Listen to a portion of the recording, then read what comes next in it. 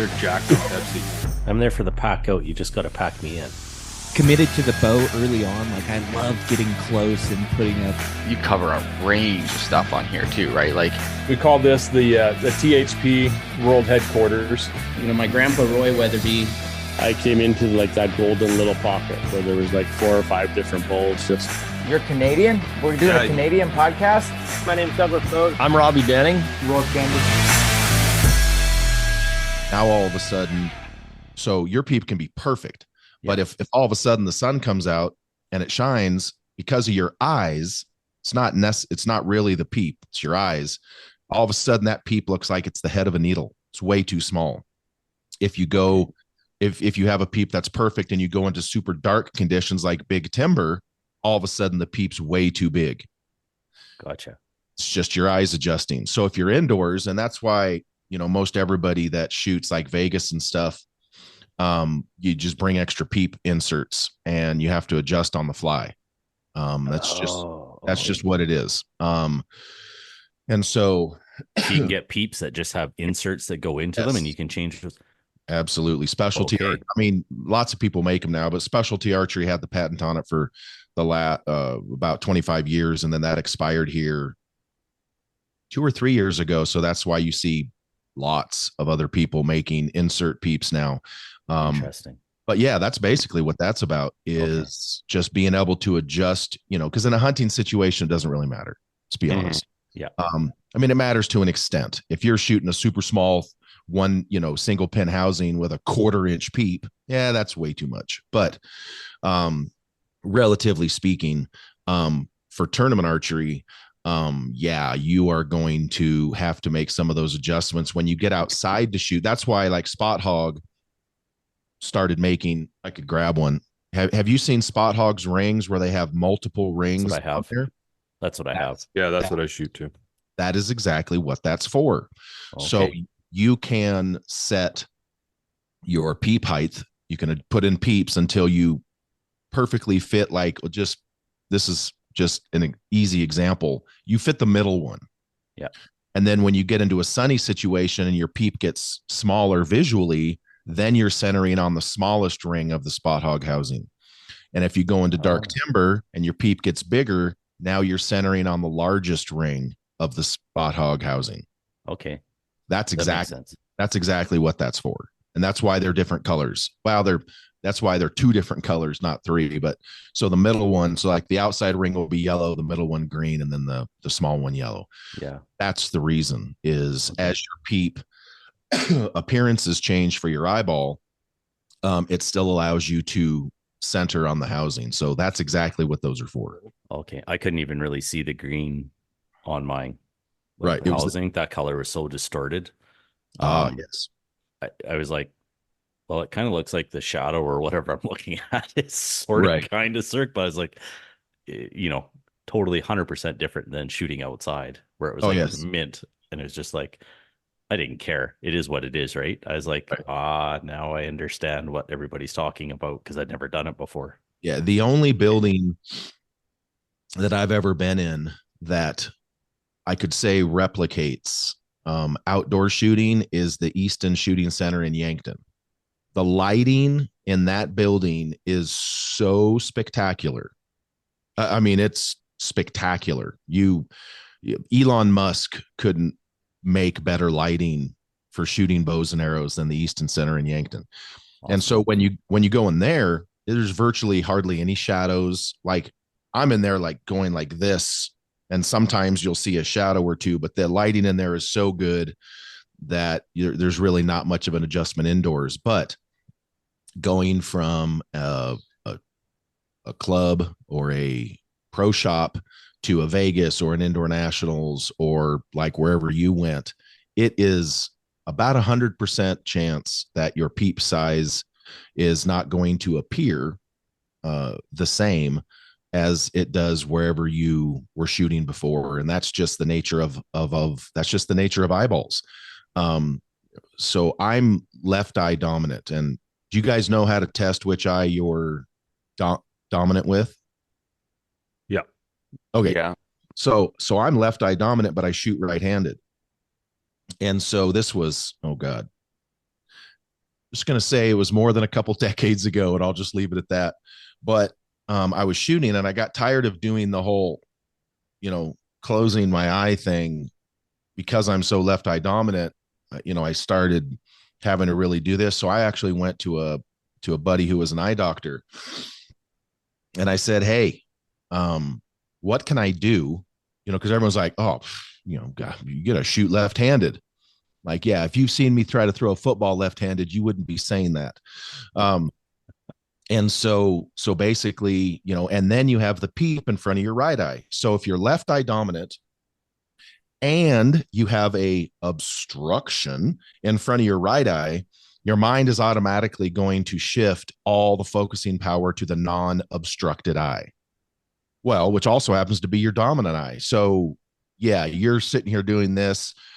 And so I talked to him, and basically what he told me is, look, as soon as you go to close your left eye, your right eye is going to start dilating and trying to adjust.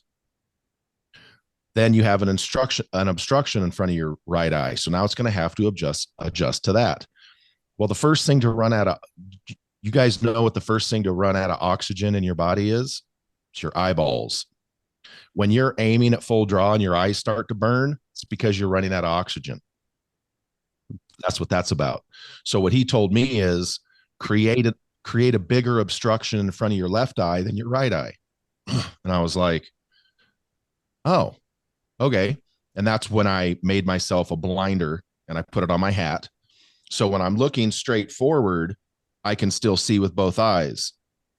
And I have this patch here, but then as soon as I turn like this to aim, I can look with my right eye through the peep, but it's obstructing my left eye, which is my dominant eye. So now I don't have to close it. When I come to full draw, my eyes aren't dilating, trying to adjust to stuff. And it just, allows, at least back then, it allowed me to make higher quality shots. Now that's not necessarily, indicative of the conversation about peep sizes, but with that blinder, if the sun is coming in from the left, it does give me a little bit more consistency in my peep sizing. Also, back then in the olden days, we didn't have these long peeps. Excuse me. We didn't have all the rubber on the peeps and these super big long peeps. We didn't have any of that.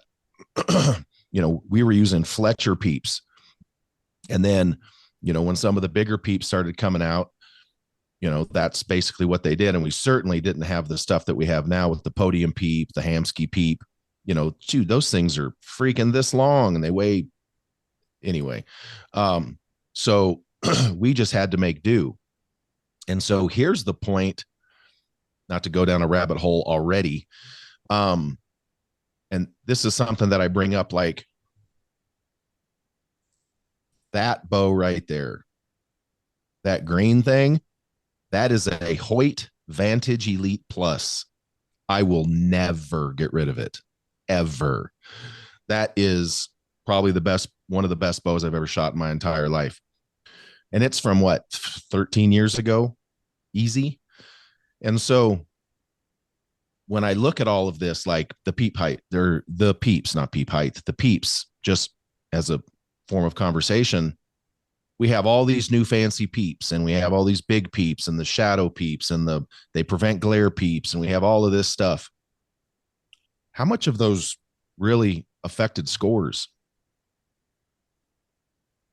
How much, what scores are people shooting nowadays with stuff that Jesse Broadwater and those guys weren't with this particular bow right here?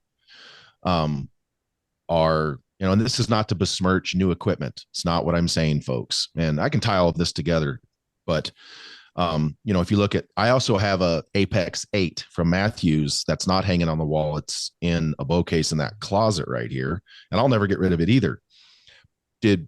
Are all of the 3D records, when were all of those set? Jack Wallace, Levi Morgan, all these guys just out there smashing 12s. What date is on all those records? Not recent. So whenever I talk to a lot of people, like the peeps, for instance, it's like, well, when Jesse Broadwater started shooting 560s like they were for free at field, he didn't have hooded peeps, and he didn't have scope housings on scopes that were literally this long and weighed a quarter of a pound. He had a little tiny CR Apex scope that was this wide, and he had a little piece of plastic he put over the top of it if the sun was causing a problem. And so I think, and it's marketing, and I'm a marketing guy, so I'm probably a little bit to blame for this at some point. But I think our marketing, our industry's desire for marketing has somewhat outpaced any given archer's ability to shoot.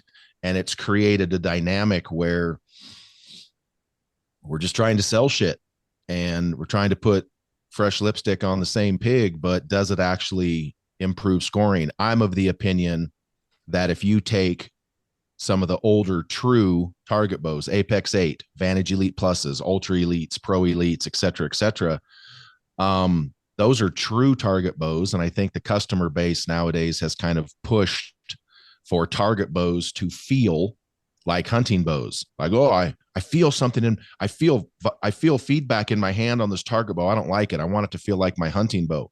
Well, by doing that, I mean, as us as a collective, we have made target bows worse by making them so soft. If you shoot this Vantage Elite right here, woo, tell you what, you shot it, and it shoots straight out of your hand. If you're not shooting and that's because of the limb pocket angle and the angle of all those things. When you start to bend the limbs back like they are now, on the shot, the forces are expanding up and down, not so much forward and back. If you shoot that Vantage Elite Plus, because of the limb angle on the shot, everything's pushing forward.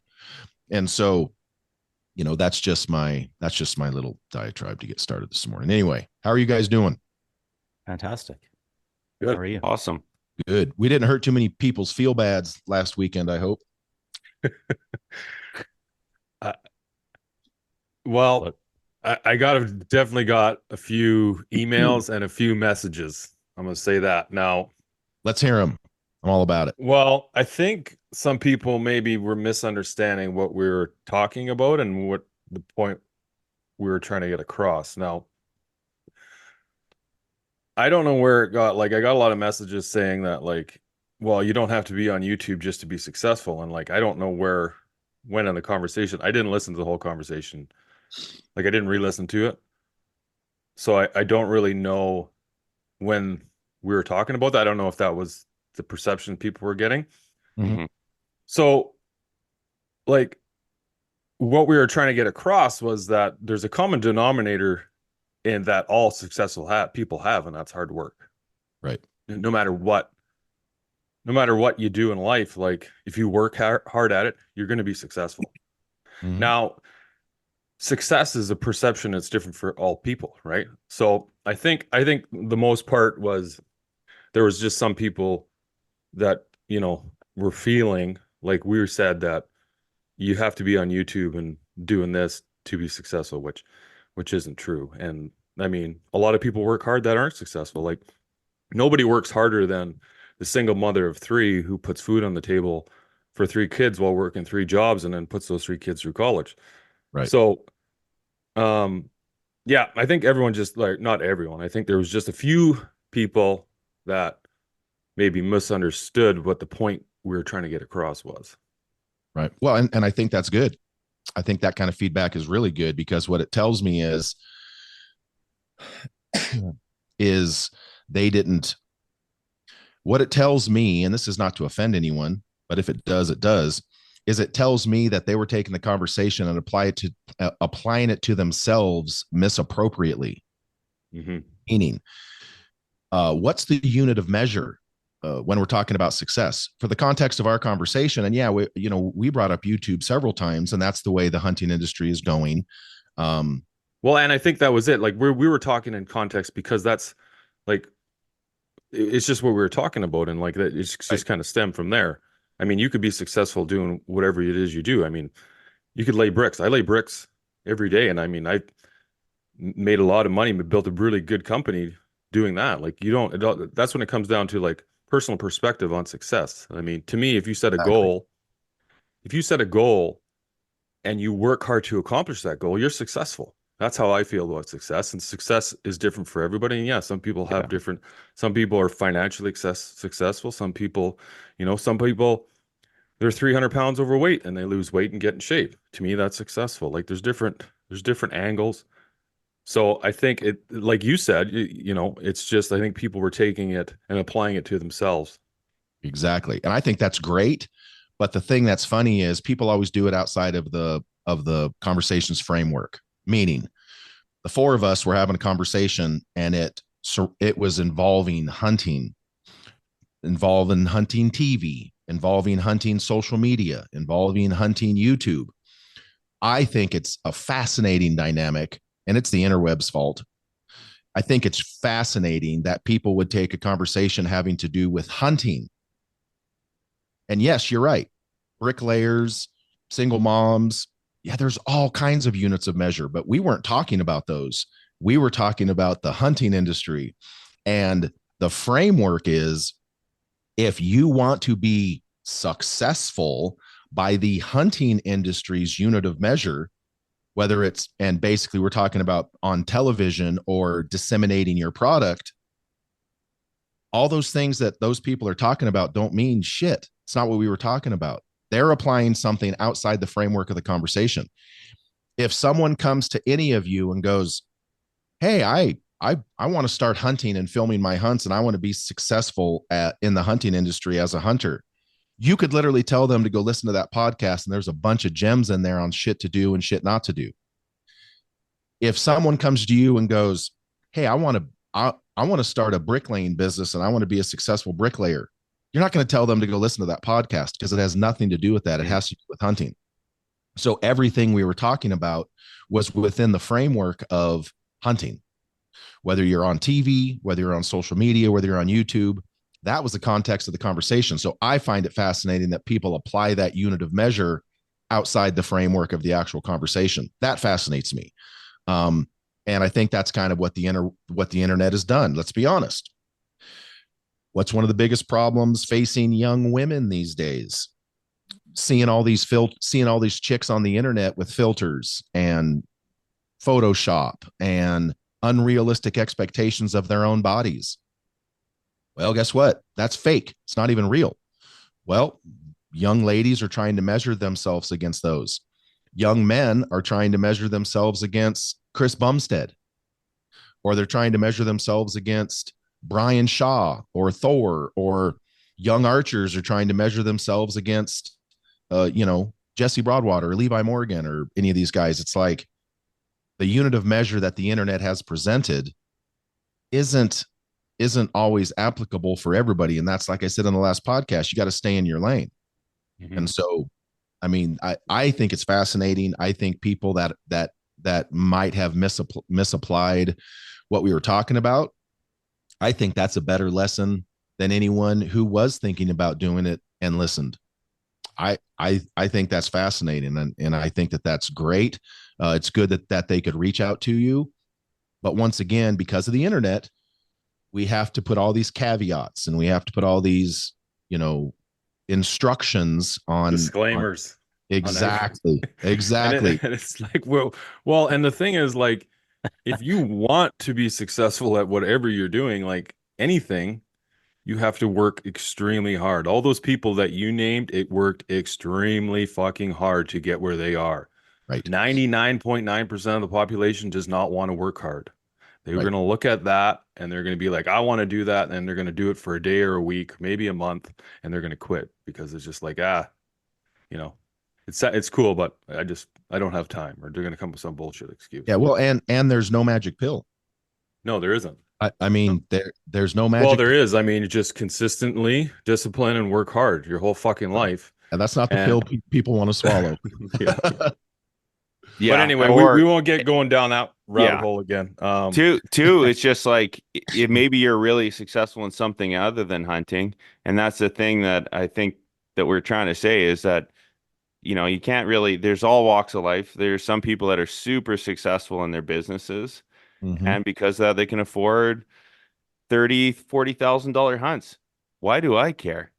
Literally. You know what I mean? Literally, I don't care. That doesn't affect me at all. And two, it's like, you know, the measure of success for me, if I get a 5x5 bull elk in my area that I hunt, that's success, right? I'm not shooting 380 bulls in this area. And that's what people need to focus. They need to just look at what their input is, what their opportunities are, instead of just trying, like you're saying, just comparing yourself to someone who has a means that is way different than mine, right? Yep. Well, you can't compare anything. I mean, comparison's the thief of joy. Yeah, you'll never be happy with your success. Oh, I shot a 5x5. Oh, it's not a 300 or a 350. It's like, well, it's how you measure success too. I mean, that's what I was saying is like you have to have, everyone has different goals, everyone has different lives, and like what works for some person isn't necessarily going to work for you. So don't compare yourself to somebody that's on YouTube or Instagram. Just set your own goals in your life and just work hard and you'll achieve them. But you have to consistently work hard. And that's just the bottom line. Yeah. And if it didn't work, what can I change? What can I increase? What more can I be doing? Can I be scouting? Well, that's all part of the path and journey is failure and getting up, right? I've fallen down more times than I've gotten or than I've succeeded. So absolutely. It's you just got to keep plugging away. My main goal is just to beat you July 6th and 7th once again at the Bighorn. Well, you beat me the last 2 fucking years. Ooh. So I mean, but you know, the thing is like something always happens to my equipment every year. It's always fine. And then I go shoot with Pete and then something fucks up on it. I don't leaving it by my trailer. That's right. That's right. And I mean, look, just to kind of put a final thought on that on the beginning of this conversation, 99% of us don't have what people are seeing on the internet, and that's a fucking editor. Yeah. Everything you're seeing on I don't give a shit who it is. It's edited. And I was told something by a big time producer like 20 years ago in the hunting industry. And what he said was, when it comes to hunting television, what you see is not what you get. It's what we give you. Mm-hmm. All of us in our normal hunting activities, we don't have a fucking editor. We don't generally even have a camera with us 24/7. And so what these people are seeing is the filtered, edited version. And that's what they're going off of. But that's not real life. It's just not. And so that is what it is. So, but anyway, so you guys said you had some questions come in last week that we never got a chance to get to. So if you guys want to start firing those off, obviously we just had look, that peep conversation that we started this off on is hugely valuable information for people to just, and it's not a matter of, fully, there's times where, dude, I'll go out in the morning to shoot my hunting bow and I can't see my pins for shit. I'll go eat breakfast, come out, and I can see my pins. Oh, blood sugar level issue with my vision because I'm old. And so none of us have a 100% chokehold grasp on comprehending it. But just being able to put out the information that, hey, this is something that happens. I wish I had a perfect fix for you all the time, but I don't. So that peep information is something that if people just know it's something that happens, like you, when you come out and see it, you're not going to freak out by going, oh my God, what's the problem? It's not a problem. It's just something that happens. And just being able to put out that information is hugely valuable to people, because none of us truly understand every single dynamic. Yeah. What was your question, Pete? Just so people know, because I came in a little tardy to the party. And it had to do with yesterday. I went to my first indoor shoot just to kind of get some reps in and everything. What was your score again? Just so I remember. It was bad. It was 527 out of 600. Okay, good. I just wanted to get. Oh yeah, it's all good. It's all on the internet and everything too. Don't worry, it's all posted up for everybody. It's the question is, like in the past, I've listened to different podcasts, Greg's included, and the conversation about lighting in buildings where you're shooting has come up and how you can see and how you can't see in certain ones. So I heard about it. I expected some sort of, something was going to happen, but I had no idea, no experience in this whatsoever. So I walked in there and started pulling back for our practice rounds. And I was like, holy shit. Like my whole housing of my sight was blurry So I couldn't actually tell if it was centered in my peep or not. I had no idea. I could see my pin just fine, but no idea where my housing was sitting in my peep. Not exactly anyway, but you don't have to be out by much to be hitting 3 inches left or whatever the case may be, right? So the question was, what is it that's causing that? And is it too big of a peep, too small of a peep? There's a big talking point for us yesterday when I was talking to the other archers that are there. They're set up with indoor bows, so they've figured out all that stuff. I'm taking my hunting bow in there. Literally, we go hunting right now, and that's how I'm set up for outdoors. So it was an eye opener at the difference in being inside, and it was relatively average, I would say, for a building downstairs. But man, I couldn't see anything. It was crazy. And it took me to the very, very end. I had to do some slight adjustments with my sight housing as well, because it was out. I definitely hit it on something. So I got most of that. But seriously, I think by the 30th or 40th shot, I was aiming more toward the bottom right corner of the yellow circle. There wasn't aiming for the middle of the yellow. At some point, I was like, fuck it. I'm just going to keep aiming for the same spot here and slowly work my way and figure it out. But yeah, it was tough lining everything up with that lighting. I have the same issue. Exactly the same. Yep. Well, welcome to the jungle. And Yep. That's why, I mean, look, when I started shooting a bow, I was just a hunter. I didn't shoot tournaments. I had a group of friends that talked me into shooting tournaments because it would make me a better hunter.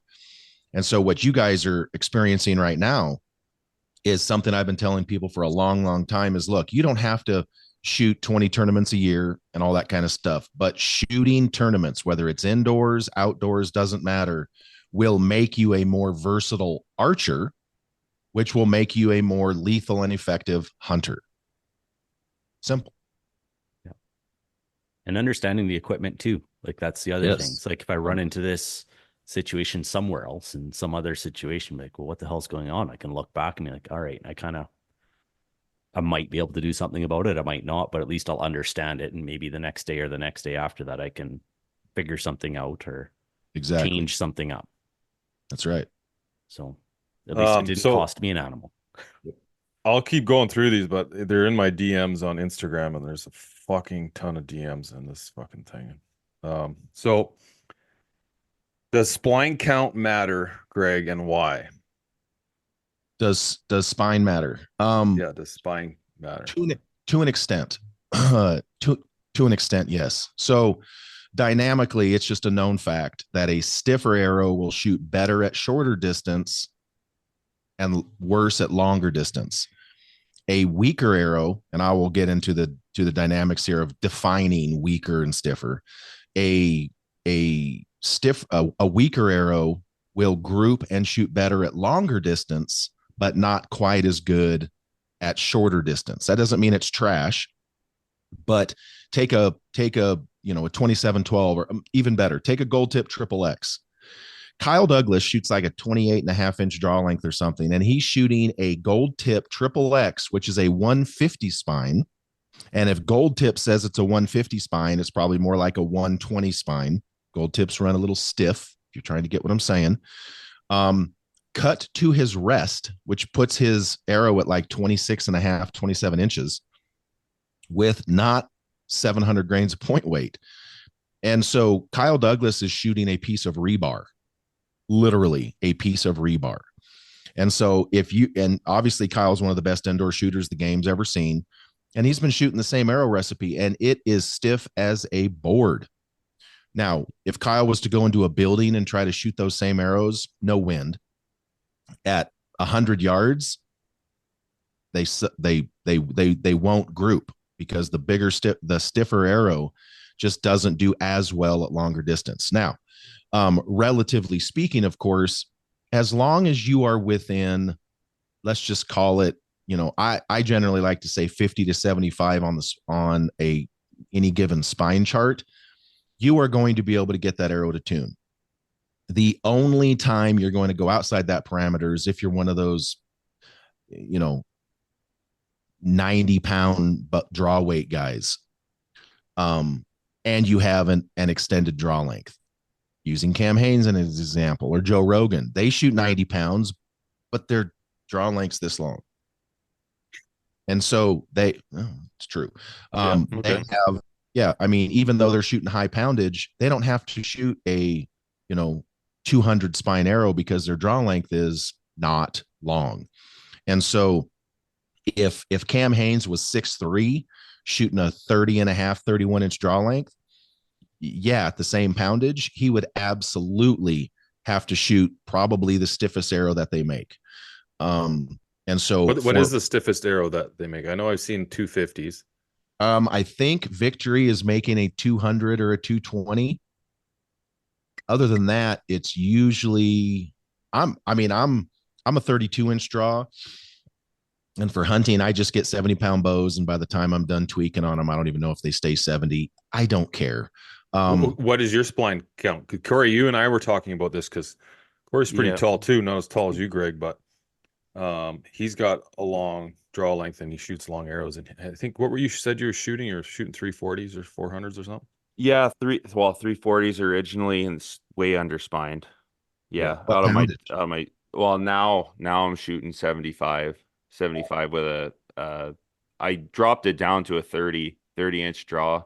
Oh, okay. I'm a 31, but I find when I'm tired or if I gotta take weird dynamic shots hunting, if I'm wearing a pack, it helps. Then I don't have to be fully extended, right? Absolutely. So I dropped it down so I'm at the end of the mod and then just tweak my D loop. But I found that I think I'm underspined. And that's actually a question I had for you was, if you're right on that spectrum of do I go stiffer or do I go a little underspined, what would you do as far as like an overall setup for hunting? So first of all, if you're shooting 70 pounds over 30-inch draw length, you have no business in a 340. Yeah. You are outside my parameters for, unless you're some old school dude and you're shooting 50 grain points. No, I'm shooting 125s up front. Yeah. With an insert. So you're probably total mass weight of, so I think for me, he said he was shooting 200 up front, right? Yeah, he was shooting 70 grand. Yeah. So total arrow weight, be 461. I was shooting 530s. That was FMJs. That was a different spine, but right. Back to carbon again.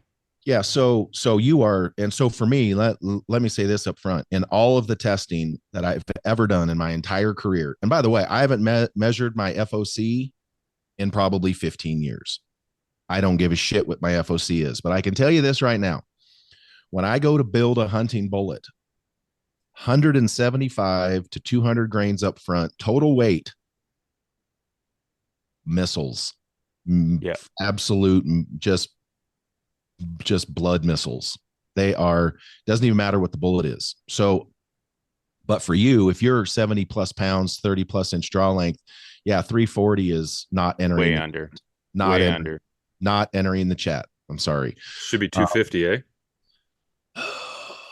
He probably, depending on which arrow, 260 to 280 spine would probably be the jam for him, especially depending on how long you shoot him. So I'm not a fan of shooting arrows for hunting. I'm not a fan of shooting arrows cut way to the rest. When I come to full draw, I literally cut my hunting arrows off at the front of the riser at full draw. Same. And the reason for that has nothing to do with spine. It has nothing to do with anything. It has to do with the fact that if that sumbitch with a broadhead on it falls off, I don't want it on my wrist. Yeah.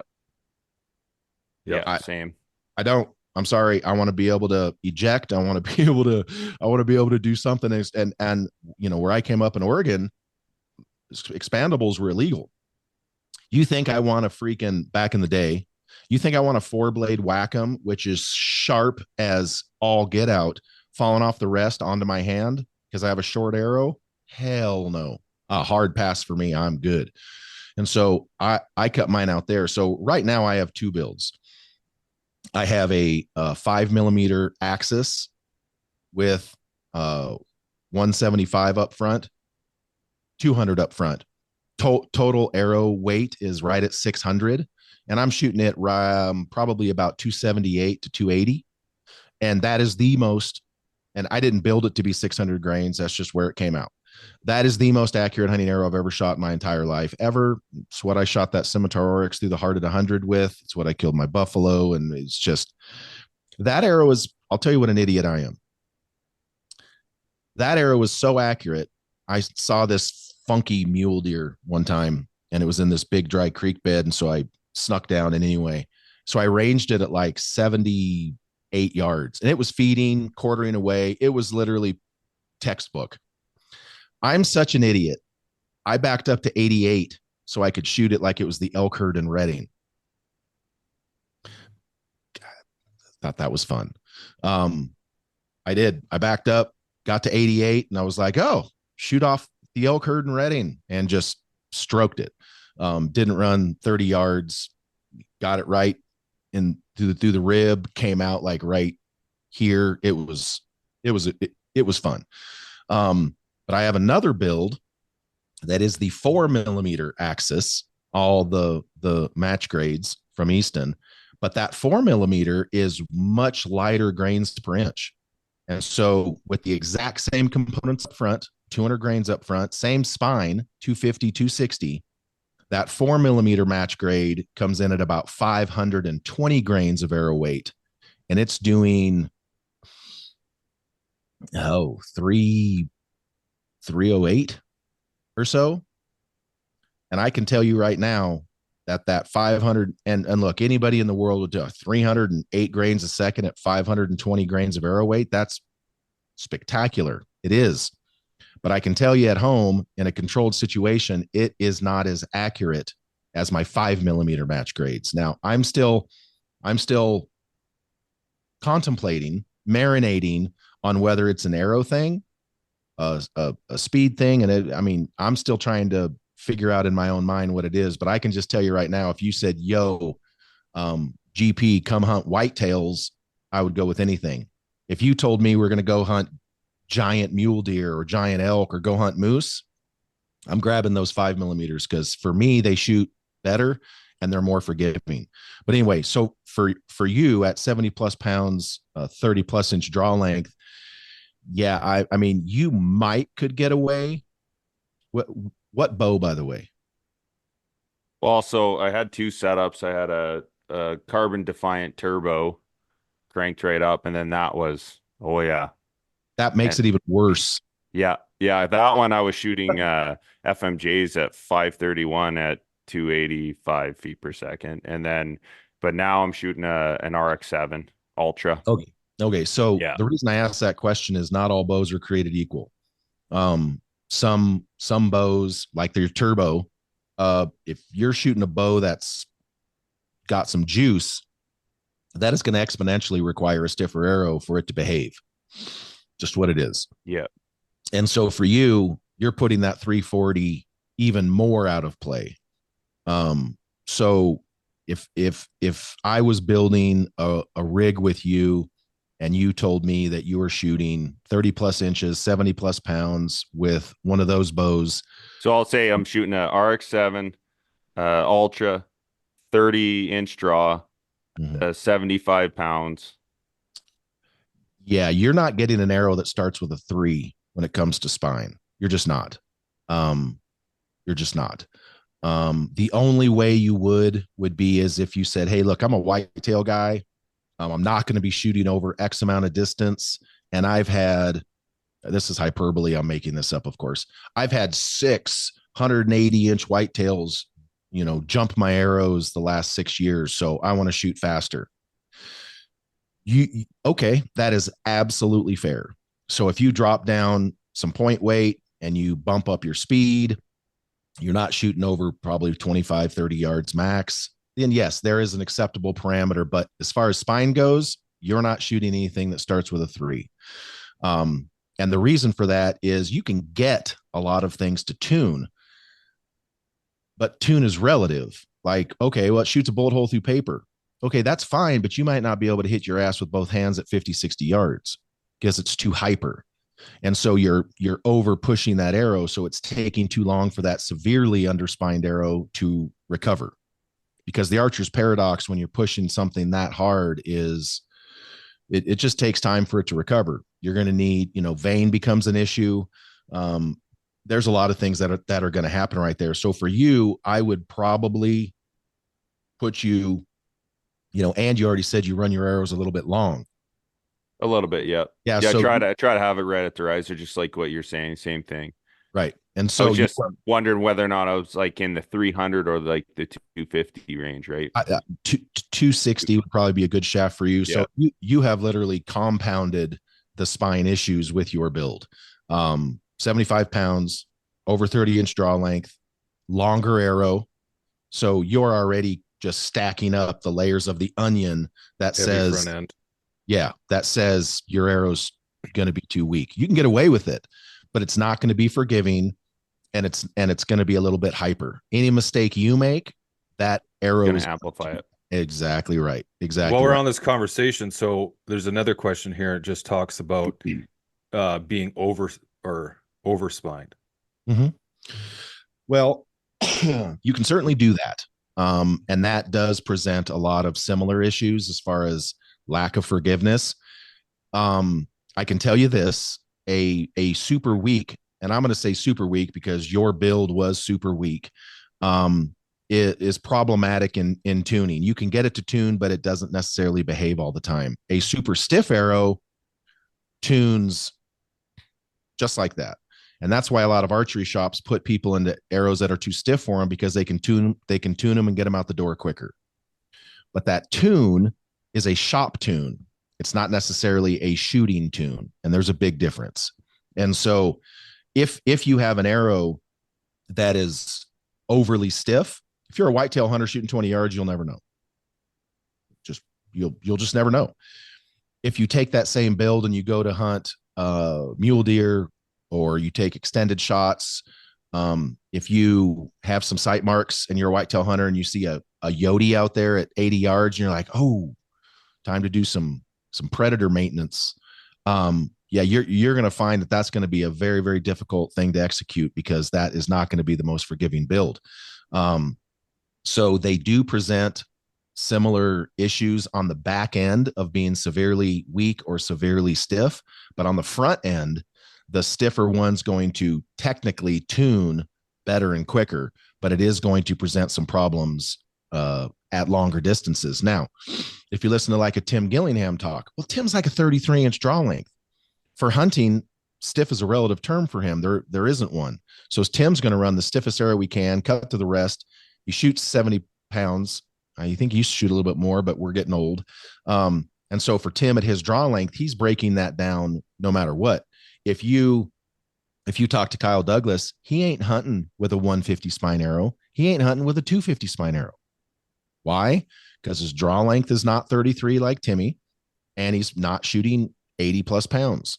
And so it's really a matter of falling into the bandwidth of what is an acceptable spine. So I'll tell you a quick story. This was, whatever year Jesse Broadwater started shooting feet of field. I was doing the bee stinger thing. I was at IBO Worlds. This had to be 2009 or 10, a minute ago. And Jesse, it was the one year that Jesse came to Gold Tip, and he was shooting the ultralight 400 with 160 grains up front for field. He won NFA Outdoor Nationals that year, but he was going to start shooting feet of field where half of it is marked, half of it is unmarked. And he wanted to shoot a 500 spine arrow with 120 grains up front instead, out of the same bow. So I drove over to his house and we were able to tune, we were able to tune, it was a Hoyt at the time, of course. We were able to tune a Gold Tip ultralight 400 with 160 up front just fine. We were also able to tune a 500 spine arrow with 120 grains up front, no problem, out of the same bow. Now, everyone's like, well, that's 100 spine difference. How could you do that? Well, 60 grains of point weight is huge. The other fact is knowing that once the bow is mechanically aligned, you have a very big, and by the way, he did go win his first feet of field world championship that he ever participated in with that build. So it worked well. And so 100 spine is generally a little bit of a big shift. But if you're going to deduct 60 grains of point weight, you can get away with a lot, because going 60 grains less on the point weight stiffened up that 500 a lot. Yeah. Whereas 160 grains up front for a target arrow on that 400 broke that spine down a lot. So we were able to literally get virtually the exact same tune with those two arrows out of the same bow. And Jesse actually, I believe, ran a sight tape on each side of the bow, one for each arrow. And so there is a bandwidth that, as long as some of the other parameters are in place, for instance, for the context of this conversation, we've kind of already established, or at least for me anyway, and you guys are kind of on point, 175 to 200 grains up front for hunting, magic. That's a magic number, regardless of what the arrow build is. Now that's for us. So to your question, yes, if you are a female, if you're a kid, even if you're just a regular dude and you're 28 and a half inches of draw length and you hunt with 60 pounds, you got no business shooting a 250 spine arrow. You just don't need it. It's too much. It's literally too much. But if you don't shoot over 25 yards, it's never going to bother you. You're just going to be, it's just generally speaking, you're going to have it's going to be a heavier arrow. So your speed's going to be down. But at shorter distances, you'll pretty much never know, and it'll tune relatively easy. So that's part of this conversation that, once again, we always got to put caveats in there. If you're a whitetail guy and you're not shooting over 20, 25 yards, you can get away with a lot. Just period. Because you're shooting at a paper plate at 20 yards, you can pretty much shoot anything you want. But, we are obviously always trying to promote accuracy. We're trying to promote lethality, and we're trying to promote the ethical harvest of the animals we're trying to hunt. And that's where being able to hit what you want to aim at is important. And then that be able to do another thing, which is retain momentum and deliver lethality upon impact.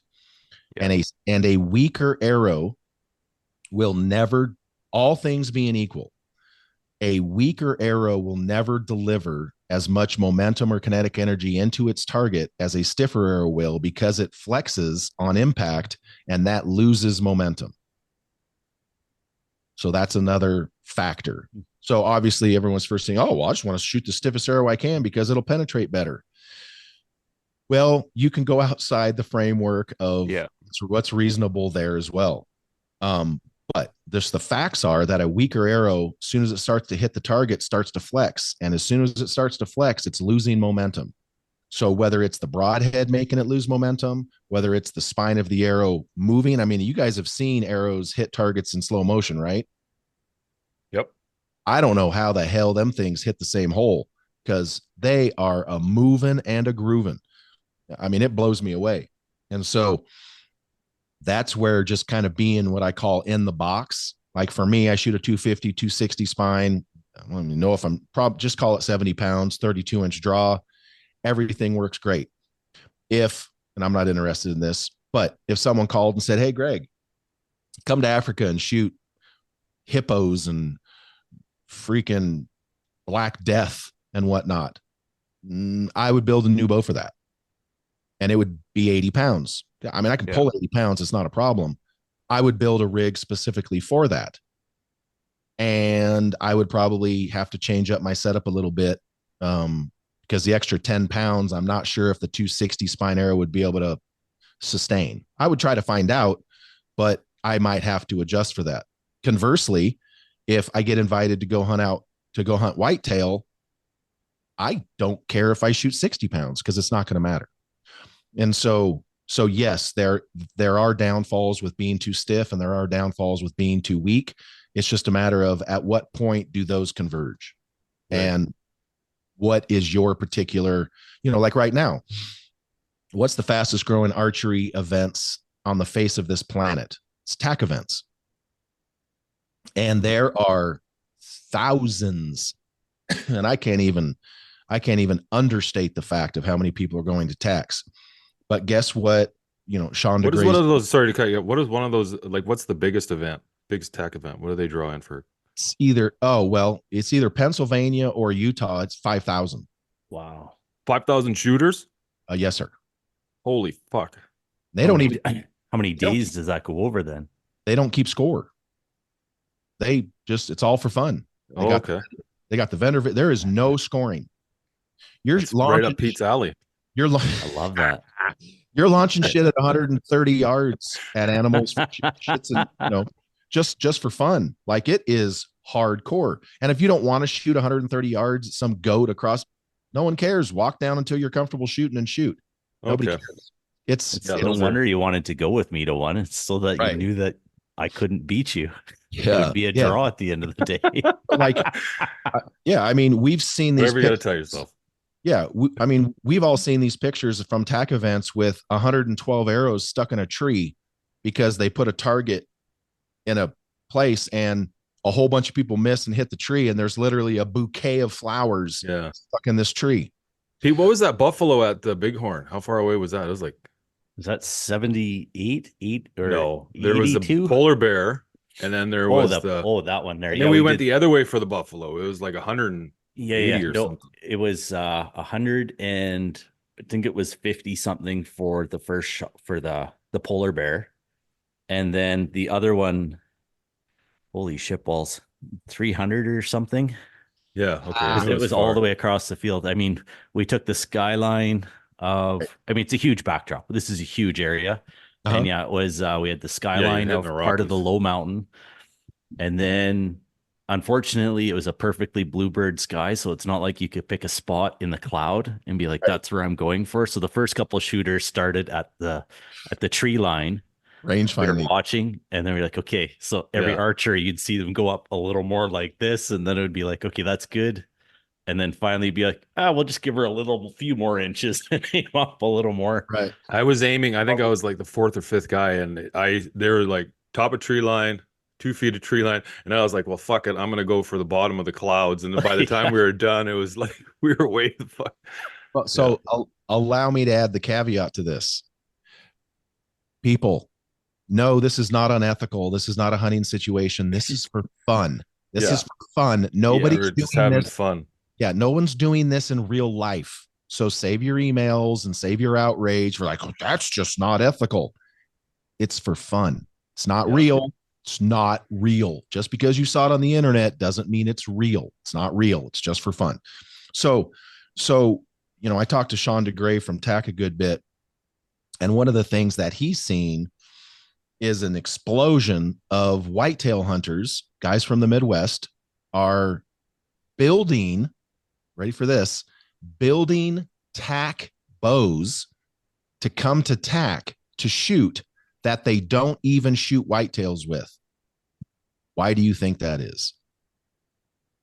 Well, I know for like my brother, he shoots, like him and I have arguments all the time about like arrows and spline count. He shoots like a 600 grain arrow, and it's like 400. It's like a 400, 600 grains, and he shoots like 72 pounds.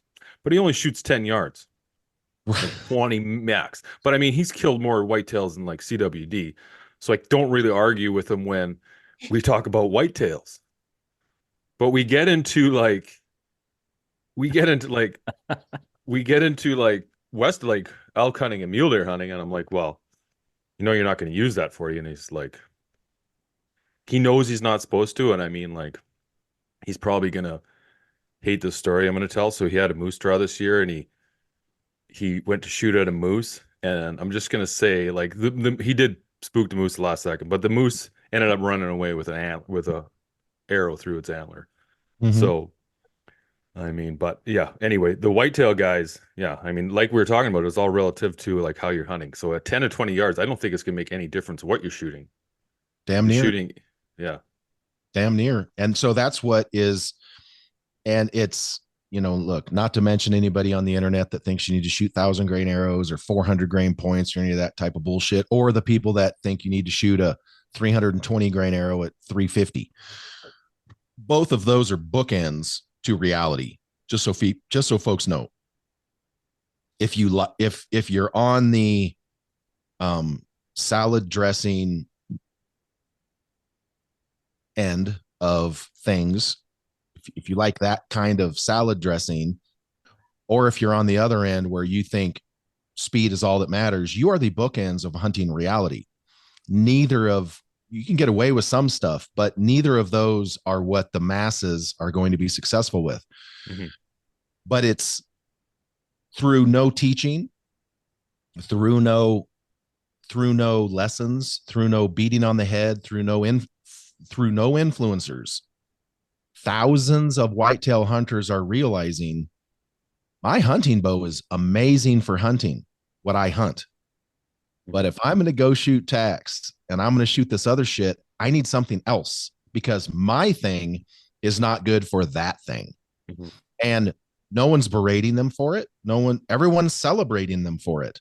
So that's kind of my thing. Like when I started shooting, I was the speed guy because I didn't know any better. Dude, we're talking 2001 when I started shooting tournaments. I showed up to Reading. You're going to laugh. I showed up to Reading shooting with a good buddy, Sean Lake, and I was shooting ICS 300s with 50 grain nibs at 340. You should have seen the shit and I was shooting 3D. I was only shooting 50 yards. You should have seen what my arrows were doing at 80 and 100 yards. It was comical. Literally after day one, I looked at my buddy and I'm like, this is not the right rig for this at all. This is bad. Very, very bad. And so all these whitetail hunters are realizing this very thing is having a purpose-built rig is great until you're not using it for that purpose.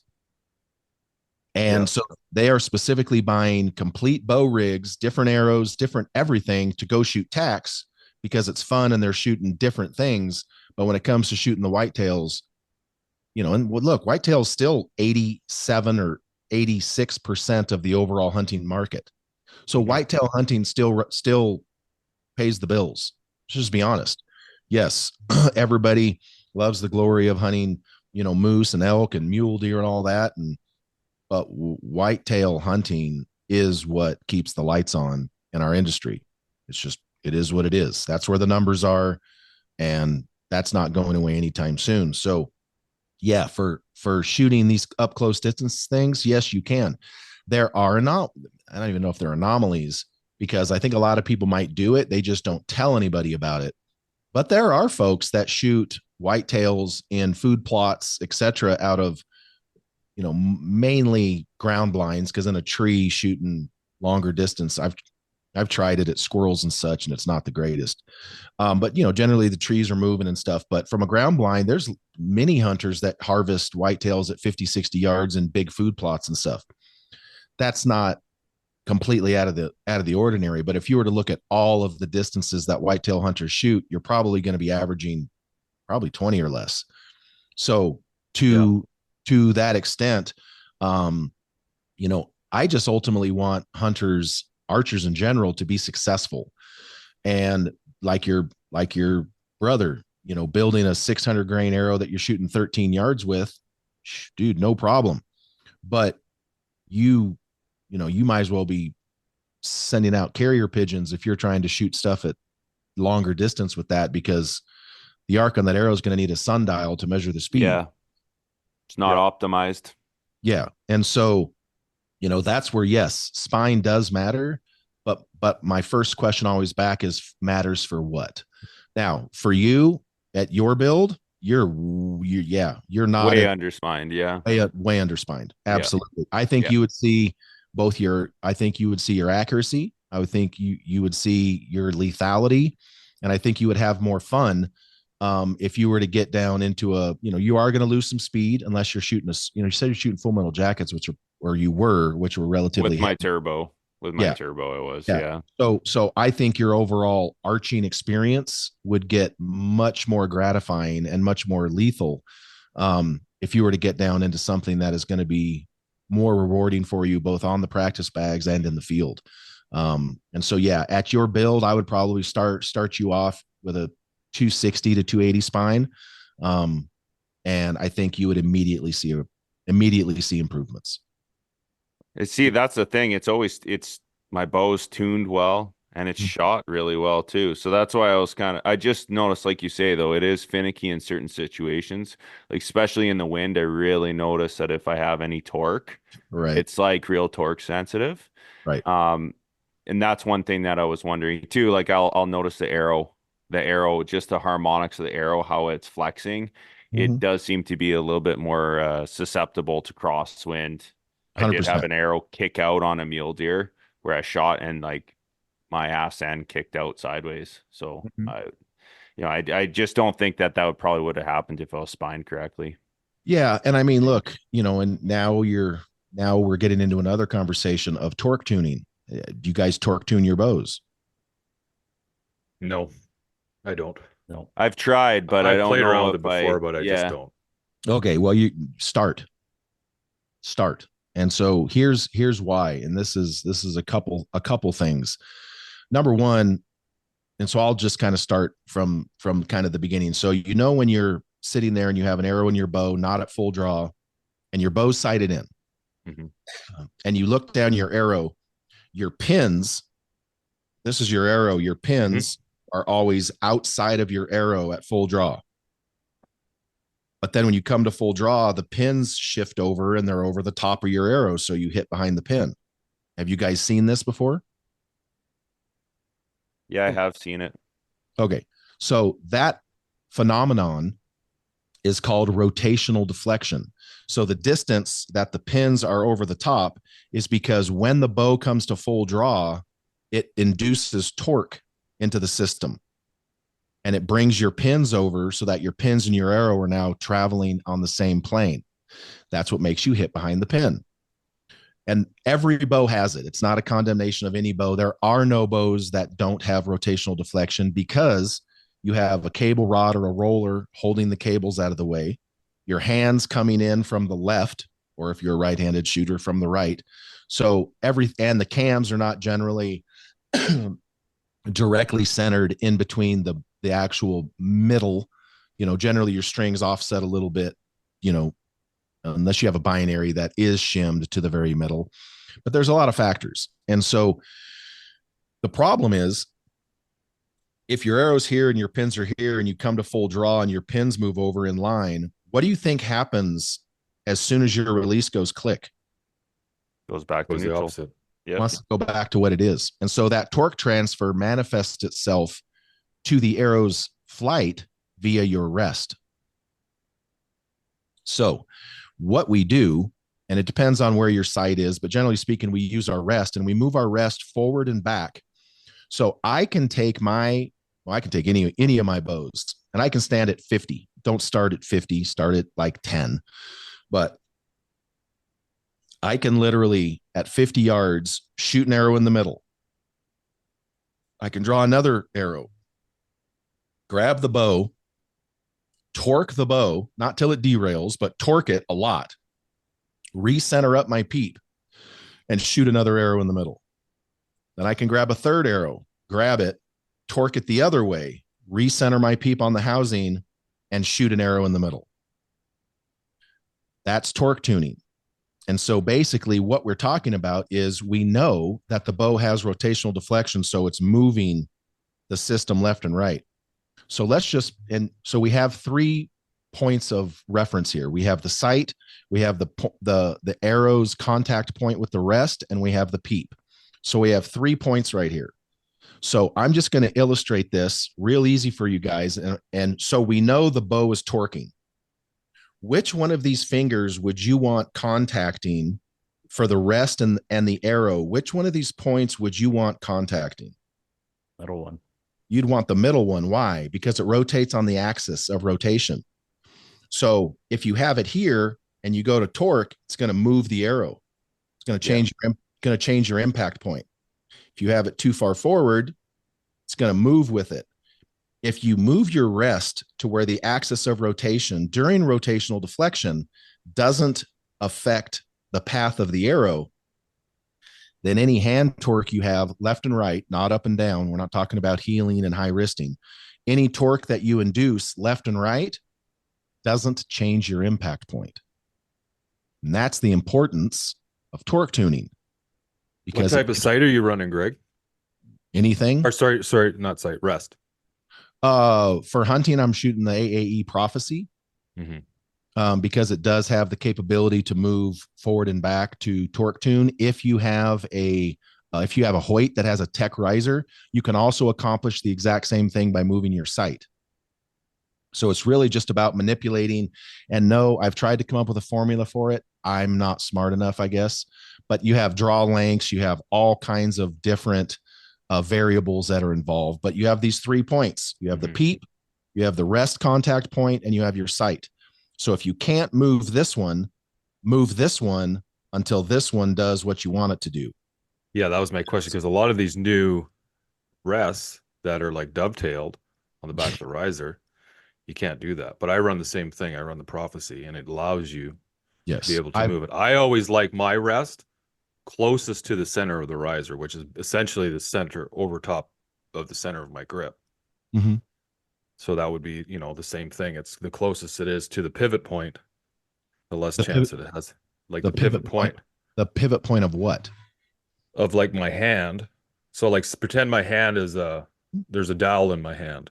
Right. If I ran a nail through it, the closest point to, like you said, the closest point to where it's not going to have any influence on like me turning or having any torque is going to be the center. So I like my rest over the center of that. Until you make that dowel a mechanism, until you make it mechanical. And then you draw the bow, which changes the center of gravity back. Gotcha. Yeah. So the pivot point over your rest worked fantastic for that kind of stuff back in the late 80s and early 90s when they were shooting 48-inch bows with little tiny cams and 9-inch, 10-inch brace heights. Worked great for that. Nowadays, putting the pivot point of the rest and the thing over your wrist doesn't really do much.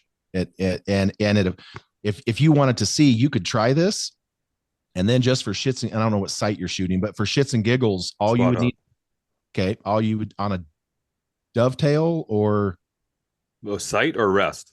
Sight. This, like the sight I'm shooting is a spot hog.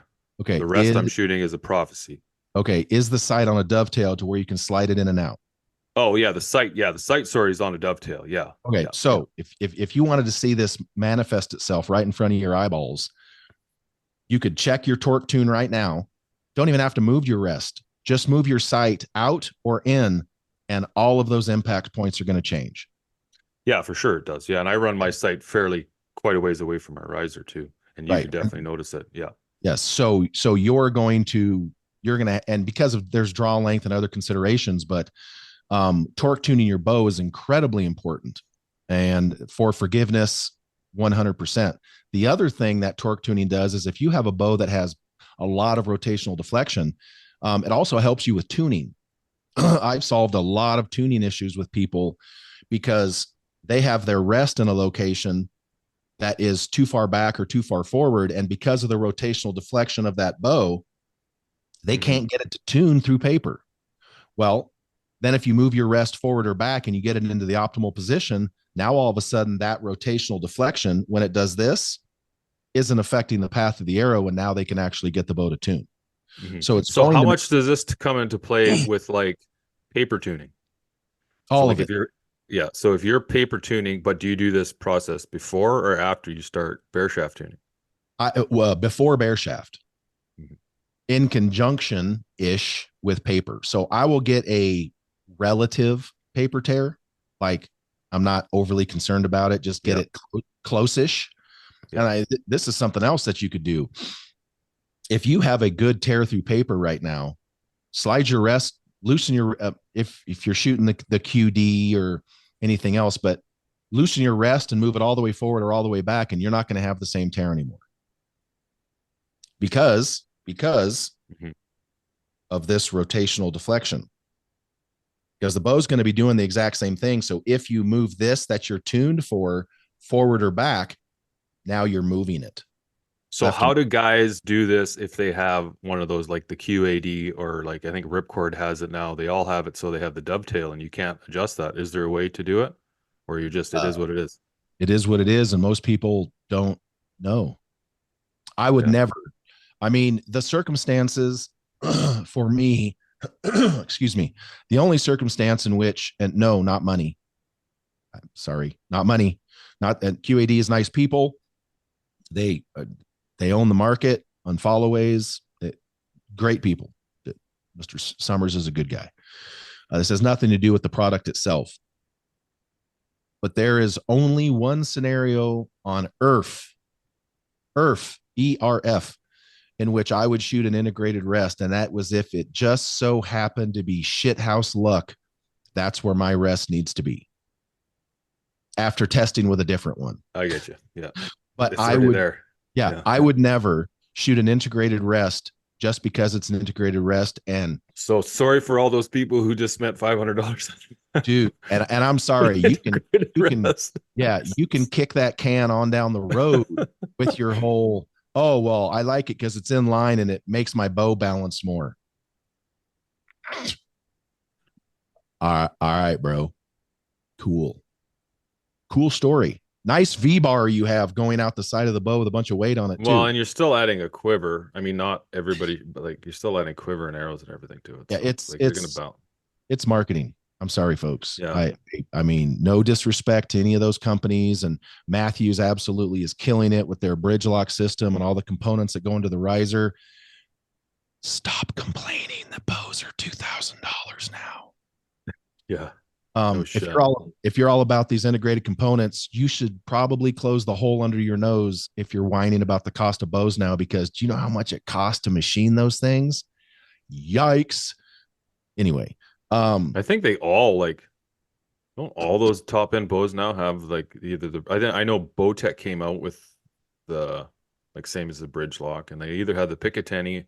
It's kind of yeah.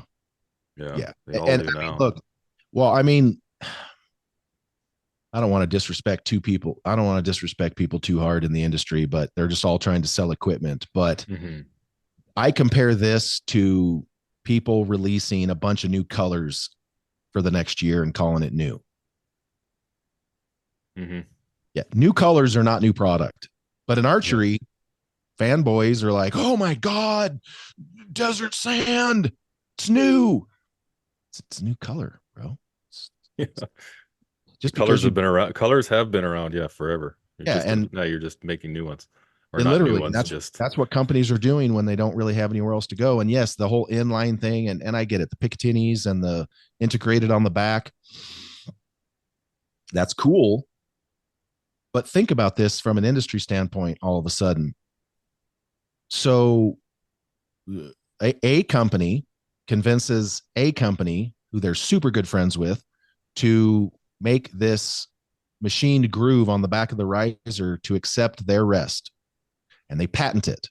And now nobody else can use it.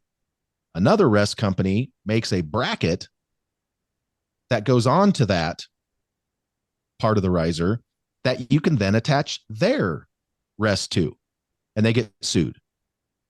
So what exactly are we really doing? What exactly are we doing? Are we really going to get to the point where if you have this bow, you can only shoot their buddies' accessories? That's good. It's an attempt. Yeah, that's good for our sport. That doesn't work with cellular phones. Some of these things too, like when Matthews, they came out with the bridge lock system for their stabilizer, and they charged $500 for that specific stabilizer. They're like, well, every stabilizer is run in the center of the riser. So what are you adding? I don't market it, but like you said, it's something new. I guess as a bow company, you have to come out with something new every year to make it. Damn near the customer base demands it. And the customer base demands it for reasons they don't even know. And it's like, for how many years now have we been forcing bow companies specifically to come out with new shit every year when it takes them more than a year to develop it? And are those incremental improvements worth it? Or should we go to a 2-3 year like we used to back in the day? I'm a fan of that, but the customer base demands new, and then they complain about more expensive. Yeah. I mean, you never used to see bows would be very every 3-4 years something new would come out, and I was but there's still the same bows, maybe in a different color, or right, upgrade something slightly different, but not like it is now. Right. Well, and I mean, the analogy I use for that is trucks. Let's say that you want an F-150, and you go down and you want to buy a 2023 F-150 and it's on closeout or it's on discount because the 2024s are in. And you ask the guy, well, what's the difference between the 2024 and the 2023? Features. That's it. Mm-hmm. Same frame, same body, same everything is the same. They just added a couple features. Yeah, this one has a 9-inch screen rather than an 8-inch. Exactly. And then customers probably like us are like, how much less is that 23? Oh, it's $12,000 less than the 24 now? Yeah, I'll take the 23 because it's the same goddamn truck. Yeah. So we've understood that in every other facet of shopping. When you go to buy a pair of pants or a pair of shoes, do you ask what year it is? No, you don't give a shit if the Nikes have been sitting there for 3 years. What the you don't care. And so we as archers have kind of painted ourselves into this corner, and the bow companies have to respond or they lose on sales because archers emotion buy. And so that just is what it is. But no, the torque tuning is something that I integrate into I actually integrate torque tuning into my build process. That's how important it is to me. I don't finalize my paper tears. I don't start bear shaft tuning. I literally am torque tuning before my peep height's correct. I have a peep in, but I'm torque tuning before I literally get a decent, somewhat acceptable paper tear, sight in at 20, and then I walk back my torque tune until I'm torque tuned at 50. Then I start with actual tuning. That's how important it is. Yeah. So when you're building it, you're taking into consideration the fact that the rest you're putting on, you are going to be able to do that. And that's a good point. I started, when you were chatting back and forth, I think a year ago or something, we were talking, you told me to try that prophecy and I did. Mm-hmm. And it's like, it's by far the best rest I've ever used. Yeah. I like it. So torque tuning, and guess what else? If your bow's not torque tuned, it's going to make your bow very finicky if you're underspined. Yeah. Looking at you down there. I got a question for you though, to kind of ties into all of that. When we start getting into fletchings and stuff, are you 3 fletch or 4 fletch kind of guy? And that's a good question, because that's in here. There's a lot of stuff that we're kind of overlapping. Yeah. So that's good. Yeah. So, and on your assessment, I'm a 4 fletch myself. How do you find they correlate with different weights? Like heavier weight, does it take more control? Because me personally, I find if I'm using a fixed blade broadhead, I like the extra vane for control, but there's so many other factors that are in there, size of your arrow diameter and all that kind of stuff too. What are your thoughts on that? So first of all, the first thing you need to understand is when you add weight to the front of the arrow, what does it do to the spine? Weakens it. What happens when you add weight on the back of the arrow? What does it do? Stiffens it. There you go. So micro, of course. So it also affects FOC, if you give a shit about that. So I just put those out there as base fundamental things to understand when we're talking about arrow building. It might not ever affect somebody. It might affect somebody who's out of the acceptable parameters for spine. But kill stuff. Right. That's all I can say. I kill shit. all I got to say is I hope that this podcast airs with us in the same format, because if not, I'm going to be looking at the wrong guy. But anyway, now I'm looking at that guy. So, so here's my thing is need. I've never needed. I mean, I shot 4 fletch like 15 years ago for shits and giggles because I had just for fun, but I've never needed more than 3 ever. I have shot 3 of the Max Stealths from AAE with about 2 degree offset, helical, whatever you want to call it, however you want to. Left or right? Right, because that's what my jig was set for indoors, but I don't really care. I've did the whole track the bear shaft and see which way it's spinning and fletch the arrows. I've tested that. and it doesn't do anything. I've tested it manually and I've tested it out of the Hooter shooter. Yeah, I found like with certain broadheads, they just fly better. Now, I don't know if this is how they're machined and like how they're threaded, because when you're manufacturing something, you're going to think that they're all doing it the exact same direction and all threads go right, tight, left, loose. That would be nice. And I have found with some broadheads, like those sharpshooters, if I fletch them right, they just react way better than they do with left for some reason. That's possible. That is entirely possible. So for me, I've had the same hunting fletch build for long time now. I've shot trophy takers. I've shot whack'ems. And then of course, expandables, severs, schwackers, etc. I'm shooting the beast right now. So I've shot just talking about those. How those things, yeah, those things look pretty freaking gnarly. Beast.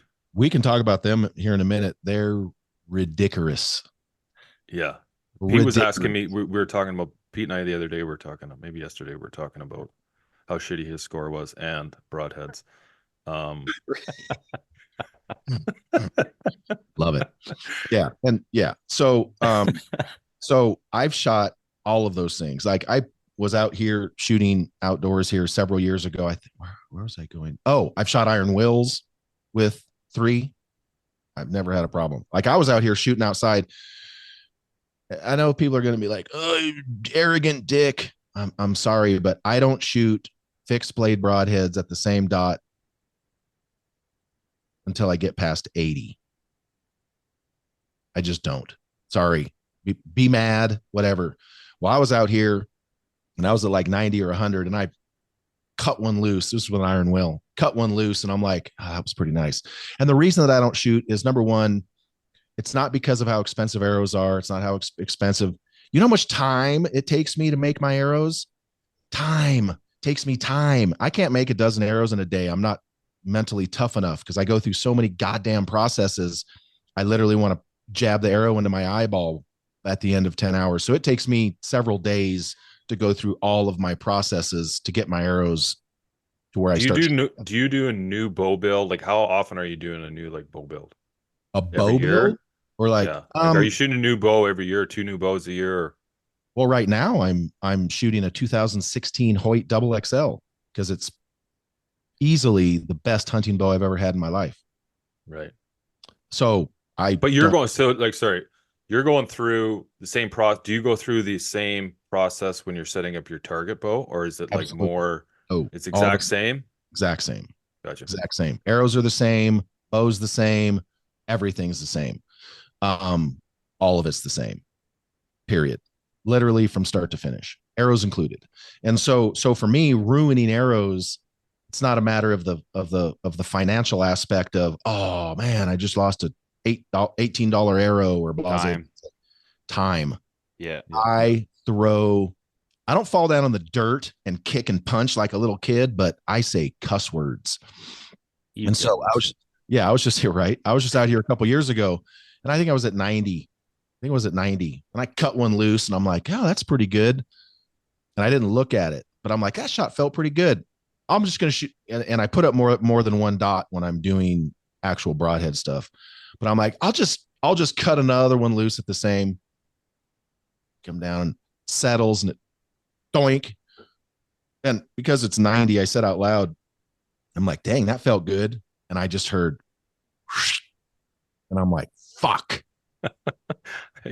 Sure enough, I went down there and that sumbitchin' iron will freaking splayed the legs of my knock wide open and cut the shaft for like an inch and a half. And I was like, oh, you dumb dick. And I had literally just said on social media a week or two before that I don't shoot broadheads at the same dots. And then I did it at 90 and hit my own arrow, which is not bragging. It pissed me off. So for me, I've not had to use any more than 3, whether it's expandable or fixed. And iron wills are big heads, but they're made well. And to your point, yes, the head being made well has so much to do with it. I don't find nowadays, I mean, let's be honest, when you're paying 20 to 25 bucks a head or 30 bucks a head, depending on what you're buying, if I have to heat up my insert and rotate that head to get it to shoot right, on my arrows that I spent days and days building and shooting them out of a bow that is tuned as good or better than anybody could possibly tune a bow, I'm throwing your broadhead in the trash. I'm sorry. Your broadhead should be made well enough that when I put it onto a high level built arrow, a high level tuned bow, and a used to be decent shooter like myself sends it down range, if it doesn't go where I think it should go, that's a you problem. Just being honest. I have enough experience and I'm a decent enough shooter and I tune better than most that if I have to babysit a broadhead at that point, I'm taking it off. I'm sorry. That's just me. With your fletchings, how high are they? The only reason I ask this is because, especially where I live in BC, it is a pain in the ass to actually track down a variety of fletchings. I'm all about experimenting. Shit, if I could have 20 different kinds here, I'd be switching them all the time to find out which works for me. Right. I can find blazer veins and NAP, which are, to me, they're virtually the exact same vein. But I can't find anything else. I can go to Cabela's, whatever, in Calgary. Yeah. Like, it is a pain in the ass to get a variety. And there's other ones I'd love to try. The QA2s, is that correct? It's been a while since the Q2I. Thank you. I've seen those ones and I've seen a couple others, and I'd like to experiment with some of the ones that are a little longer too, like the 2.5 inch. And fuck me if you can find anything. And then what works down in Florida, like they're selling some of these things for down south, they're too brittle for up here in Canada. So it's you start hunting in the -30, it's tough. Yeah, I was thinking that same thing about tack veins, right?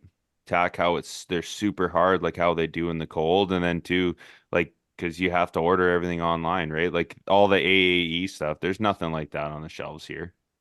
Like, no, there is once in a while Calgary, you'll find a place that has them, but most of the time you got to just order them through AAE. Exactly. You can order direct through AAE, and that's where I order. I order my rests and veins right through AAE. I was just going to say they're pretty good too. Like their customer service. Like I had an issue with that prophecy when I was shooting.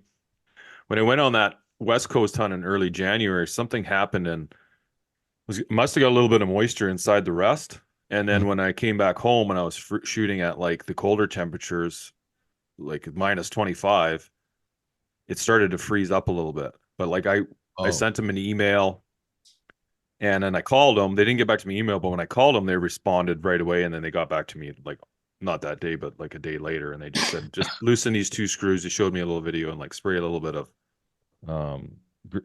like WD-40 in there, and it worked. Right. So there is this new thing called the internet that you can order stuff on, by the way, but it gets to the cost too, is the other thing. Like that's true. So I am testing a newer vein right now that I've been incredibly impressed with. And that is this weird looking thing. I've seen those. Yeah. Dude, they're called the Super Sabers. So we can get into that. Let me finish the number of veins thing. That's why I got up and went over there to grab some. But so 3 for me has always been enough. I don't need any more. I don't care about 7 or 8 more grains on the back or 7 or 8 less grains on the back. There are some caveats to this though. But so for me, I've never needed it. Like you guys know the Blazer vein, the whole intent of that was so that shops could put those on because a giant vein like that corrects bad arrow flight quicker. So if you can correct bad arrow flight quicker, you can get people out the door quicker. Yeah. That doesn't necessarily mean it's going to be better, but it just means that, you can get folks rolling quicker. So for me, I've never needed more than 3.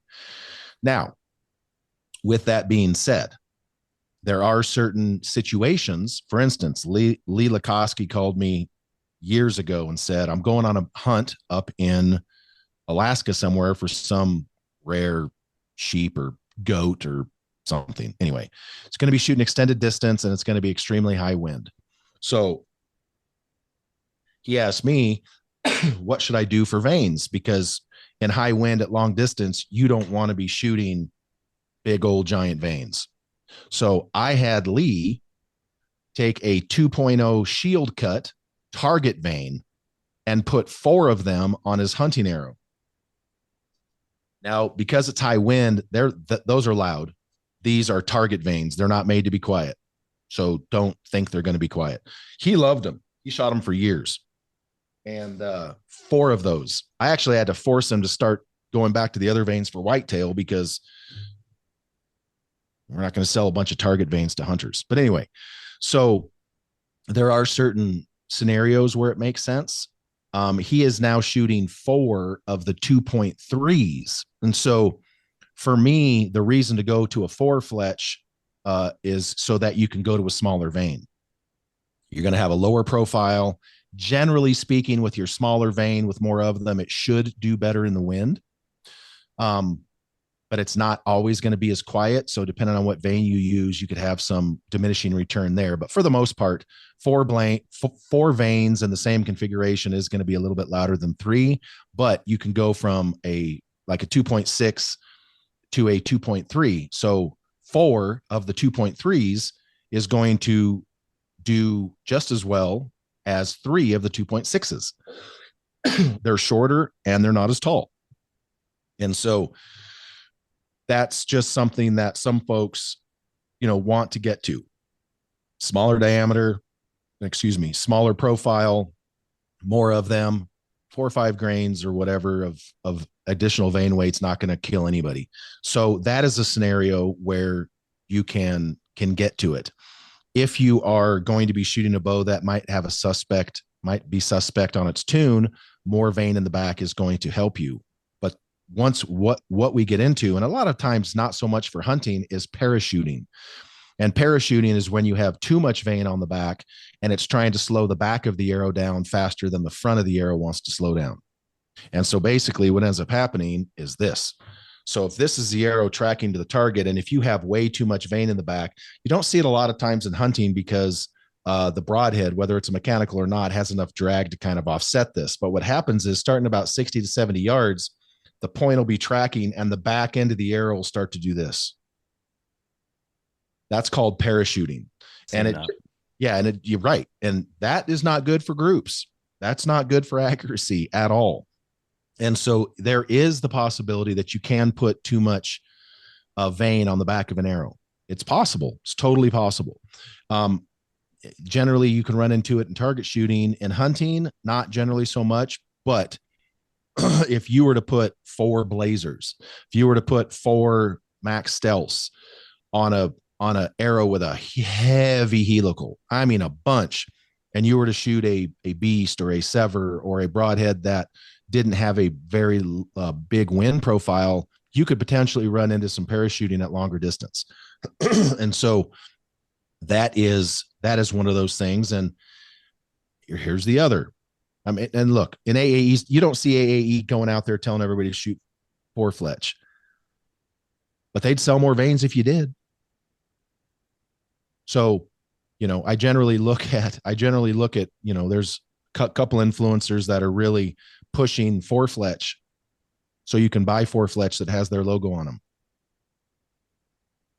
I don't care about that. I care about my arrow flight when I'm watching it in. Exactly. Like even yesterday indoors, like most of mine are pretty good, but I had one that in the flight with my old eyes, I could see wasn't flying like a dart. And I actually pulled it out. I actually had it numbered from before and I put it to the back of my quiver. I'm actually going to strip that whole arrow right down and redo it.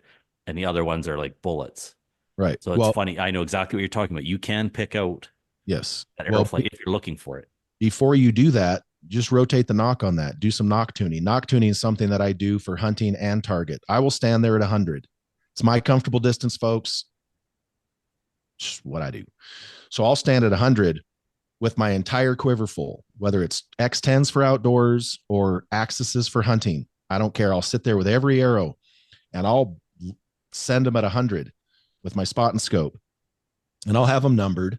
And if I break a shot that's good and that arrow doesn't hit the middle, I will rotate the knock on that arrow until it does. Because if you have 3 veins on here, there's 3 different orientations that knock. I mean, yes, if you're shooting a fall away, technically it's way more than 3 because your orientation doesn't matter. But for the sake of this conversation, with 3 veins on there, that arrow is going to have 3 impact points. And generally speaking, it's going to look like a pyramid, sometimes a funky pyramid, but a pyramid nonetheless. So if you rotate that nock to the next orientation, it's going to move the impact point, and 95% of the time, one of those is going to be in the middle. So you might not have to strip that arrow down, just rotate the nock to the next orientation, and it might go right in the middle. Or it might get worse, and then you do it again, and the next one might bring it to the middle. I've tracked this manually. I've tracked this out of a hooter shooter, and it's just church. If you have just likes blaming his equipment. Oh no, I'm still beating you. That's all that matters. So you got to figure out your shit there. Right. You can do all this trash talk, and you're going to see me pull up to the bighorn. Greg Poole's going to be behind me and be like, what? Yeah, I didn't tell you I invited this guy. We've been working out for weeks together up here on his summer vacation. I'm ready. There you go. Yeah. So as far as the vein number of veins goes, I've just never really needed more than 3. Now, so this other vein that I've been testing for some time now is the Super Saber. And yes, it looks funny, but I'll tell you something right now. It's quieter than anything I've ever tested. And I have a decibel meter. It's quieter than anything I've ever tested. And one of the other things about this particular product is it actually drifts less in the wind. Yes, I've did this I've did this out of a hooter shooter, and I've did it manually. Greg, is that the 2.25 or the 2? Or these are the mini sabers, or are they? Super Saber. Okay, that's a Super Saber, 2.25. I get you. Yes. This is I'm just looking at their website here. Yeah, I'll link up this website to the show notes. So yeah, I have some of the mini sabers over there that once it's not 25 degrees in the morning, I will start testing on my X10s. But I have 3 of these that I flex per Kyle's instructions, which I think is 2.5 degrees. 2.25 degrees. Yeah. Yeah. Accuracy wise, I couldn't shoot a perceivable difference in accuracy between the AAE Max stealths and yes.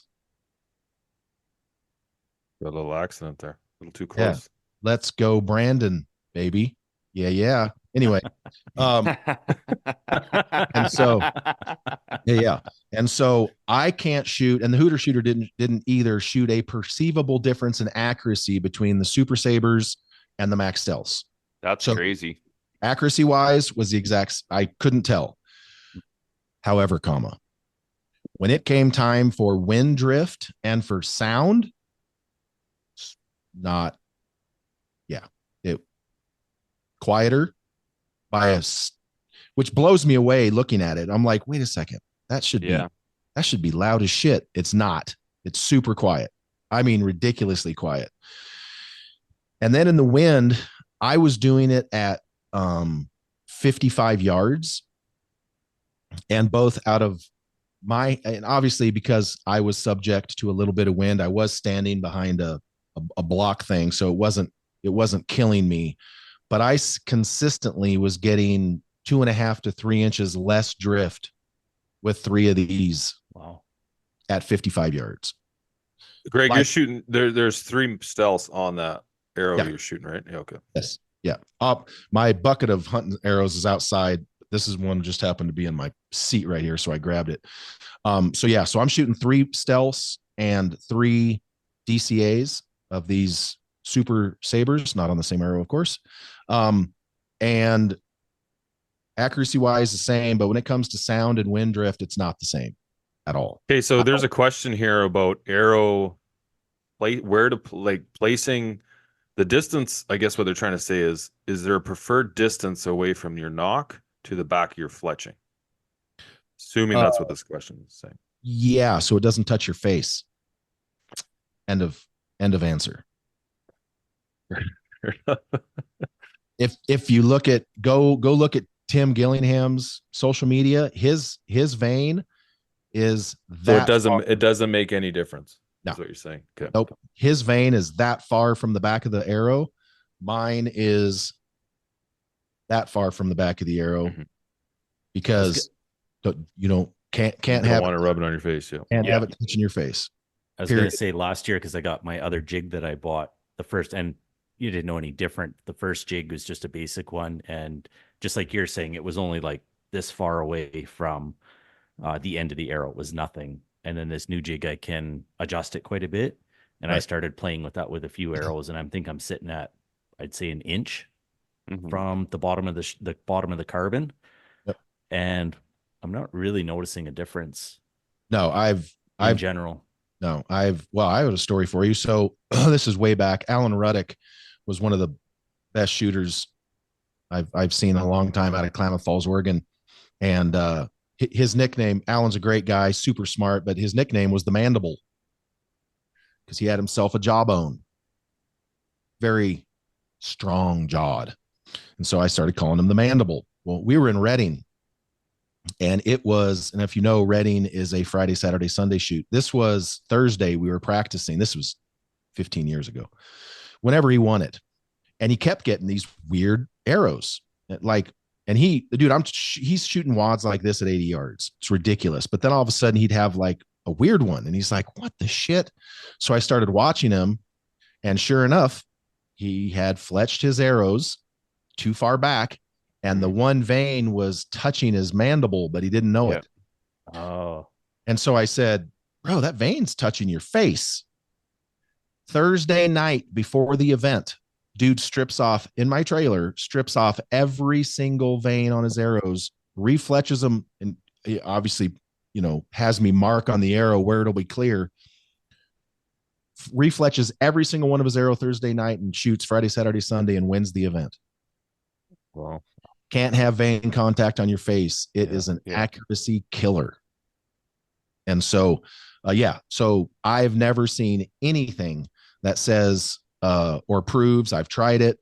The only thing that'll kill you is having that vein touch your face. So it doesn't matter whether it's 1/8 of an inch from the back of the carbon. Yes, I'm quite sure that there is a scenario where if you put it too far down, don't put them by the label. Other than that, you're going to be good. Perfect. We got there's a lot of overlapping questions, so I don't think I need to go through these. And there's a lot of questions like, how do I overcome target panic? Well, target panic is, it's more of a mental thing. Oh, 100%. It's 100% mental. Yeah. And, there's a lot of ways that people, I've suffered from target panic a good bit.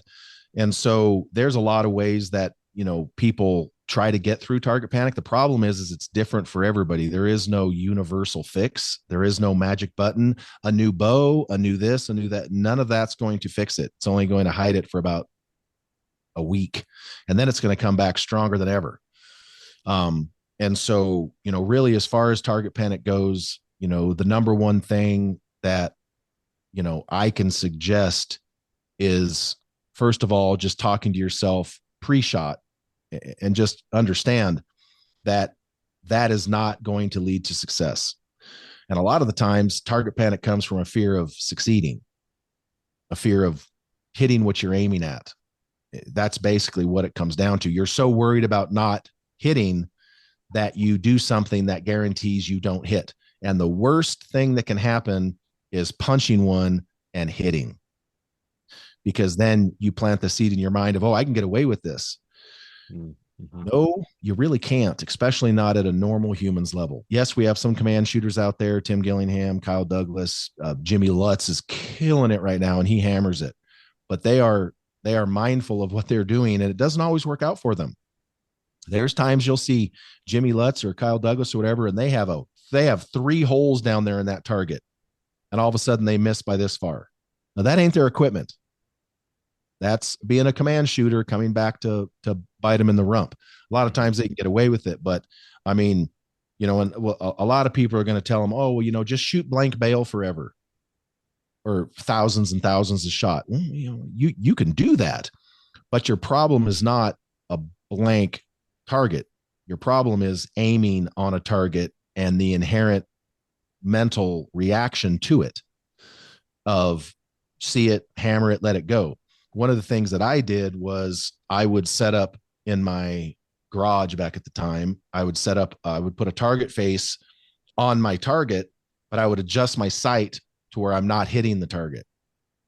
And at 5, 6, whatever my garage was, I would just sit there and it took a while. It took a while, but I would aim at a fresh face and then just start executing and aiming on a blank face, but I'm not hitting it. I'm hitting off target, off paper. That'd be bad. Off paper. And then that was kind of one stage of it, of kind of getting through it. But really, it just comes down to, whatever your mental, faculties are, whether you're a type A personality, type B personality, what is it that is driving it and causing it? Are you overbowed? Is your draw length too long? There's a lot of, do you have too much weight on the front of your stabilizer, too much weight in the back? What you're aiming, a lot of people get target panic because they're not able to aim and execute a shot that is comfortable and get the reward they're looking for. So they're always driving by. Yeah. That's not saying it needs to come and just park and sit in the middle, although that's nice. That's not reality. And so that is another thing that causes, a lot of target panic to creep up, is people's visual thing doesn't jive with their mental program to where they can actually, get through that process comfortably, because they have two separate things that they're worrying about. I mean, I don't know if you guys have heard of Joel Turner and Shot IQ, but he is definitely onto something. Everything's not for everybody, of course. Yeah. But you are going to get things in the Shot IQ program that are going to turn on some lights for you. And that's really what it boils down to. I think everyone goes through that at one time too, like target panic. Yeah. 100%. And I know, so when I'm going through my process of a shot, it's always doing like a little figure 8. Mm-hmm. And then I'm just like, if I'm at the point where it's like, basically it's going to pull any minute. It's just like, no, I'm consciously, subconsciously saying to myself, no, waiting for it. And then all of a sudden I get to where I want to go, and then I just break. Mm-hmm. And I think my cousin helped me with that, getting to that point of getting over that target panic and just accepting I think when I had target panic, I was trying to do what you're saying. It was just hold it on the pin, hold the pin on the target perfectly, mm-hmm. without having any deviation and any pin movement. Yeah. And then once I learned to accept the fact that that's going to happen no matter what I do, mm-hmm. it became it definitely that's when I realized, okay, just work with that subconsciously, just say nope. And then when it gets to exactly where you want to at that time, and then you just let it go. Right. Yeah. Well, so for me, saying the nope stalls me out. Mm-hmm. And it stalls out a lot of people, because then your brain has to change to yep. Gotcha. So for me, I don't say nope. In a scenario like that, I will literally just tell myself to keep pulling, keep executing, mm-hmm. and be patient. Mm-hmm. But what I can't do is I can't stop it. Now, that's not barring some wild shit happening where you got to eject from the shot and just regroup. But for the most part, my biggest problem in my entire career has been hanging up. I'll aim in the middle and it'll just park and nothing will happen, because I'm thinking so much about the aiming. I'm not thinking about the executing, and the aiming never sets the shot off for me. Mm-hmm. It's just pretty to look at. It's like having a hot chick in a glass case, break in case of, anyway, I'll just end that joke right there. But, so for me, I can't say nope, because then my mind is like, stop, go. And so do you find it's easier for people I think everybody, yeah, even Derek shoots. Derek, you shoot a thumb release? Yeah. Okay. Yeah, I was wondering. Do you think it's harder to overcome target panic with trigger, like a wrist strap, as opposed to a hinge or a thumb release? I don't think it's harder. I don't think it's necessarily harder to overcome. I think people switch trying to hide from it. Oh yeah. So trying to mask it. Yeah, like me hunting. I think I told you the story last week where I could be on a practice bail with my old Fletcher release that I still have, and I could wear it out. I mean, accurate like you couldn't even imagine. But if you put fur and a heartbeat on the other side of my pin, I'm done. But then I went to a hinge, which I had shot thousands of times for targets, and it was just a whole different mental program. And I've never went back to a wrist rocket. But for a lot of people, they will have an issue and they will try to change to hide from it. I already had a program for a hinge. I went to a wrist rocket because that's what I thought people did for hunting. So for me, I already had that duality. But the one thing about, this particular issue is keeping your mind going in the right direction. And so for me, maybe it's different for you, but for me saying no, I can't do both. Gotcha. And so for me, I get hung up staring at my aim and forgetting to execute versus keeping executing if my pin's out in the red. Well, obviously there's parameters there in the box. And so if my pin's moving around the spot, I can't change that, because if I change it and I stop it, then I'm stalled back here. That's not going to work. And so what ends up happening is I try to slow this down and give this an amplitude that I'm comfortable with. And then I keep trying to execute back here. And then hopefully, boink, it goes in a good spot. And so, but for me, the whole stop, go thing it just stalls me out. I know for like bench rest rifle and stuff like that, like the real long range stuff, I've seen a lot of people battle with target panic, and sometimes it's based off of groups too. Like people that shoot a lot of groups, they're shooting fine, they get 2 together, 3 together, then that anxiety starts building and building and building. So, like switching to shooting dots, then shooting groups, and then having a process of, draw back, anchor, pulling through, doing all that. Like this is the same thing we used to see all the time with rifle, where people focus on too many things. The mind can't handle that many processes at once. So you have to nail down the process. And then once you get to the shot, you'll see that too, where like with rifles in particular, you'll see where their trigger is super sensitive. They want it to surprise them. That's usually masking some shot process follow through problems. And you'll see, I see that with archery too, and even in myself, where I have to get to that point where there is still a point where I can pull, I can let down, I can leave the shot, but then that execution point, you have to have the aiming, all of that already complete, because you'll see that anxiety. I'm sure that's where Joel Turner is coming from with this rifle experience, because that is so apparent with people where they're shooting groups at long range. They just continually will shoot smaller and smaller groups, and then that anxiety goes through the roof, and it's a breakdown of shot process at that final. They'll hold their breath, they'll get tunnel vision, they'll start punching triggers. And then if you can just identify then yourself and just force your brain to just slow down and just focus on your trigger. Right. Well, and that's one thing that Joel has going for him that I certainly don't, and is that he's had to shoot humans. Yeah. So shit. When you've had to do that, and that's why we see all these videos online of cops getting into firefights and they're shooting the dirt in the sky and all this other stuff. Yeah. They're not ready for that. Well, Joel had to go through that, and then he developed this. And look, I like Joel. Full disclosure, I've never taken his program, but I love Joel, his wife, Sarah, and obviously Bodie's a great kid, but he is on to something over there in that he is a firm, and like I said, I've never taken his program, so I can't repeat his stuff verbatim, but the idea of what he's talking about is mapping. Yeah. And that's something that I've literally heard him say 20 other people. You ever had one of those shots where you draw back and everything's good, and you come down and everything's good, and it's you're aiming and you hit a pow and it goes right in the middle? They're like, oh yeah. Do you remember how you did that? Yeah, exactly. And they're like, well, no. Well, then you're not mapping the processes. Your process to success. Joel talks about it way better than me, folks. Don't judge. But and I would encourage you to, reach out or go to the website or whatever. I've not, by the way.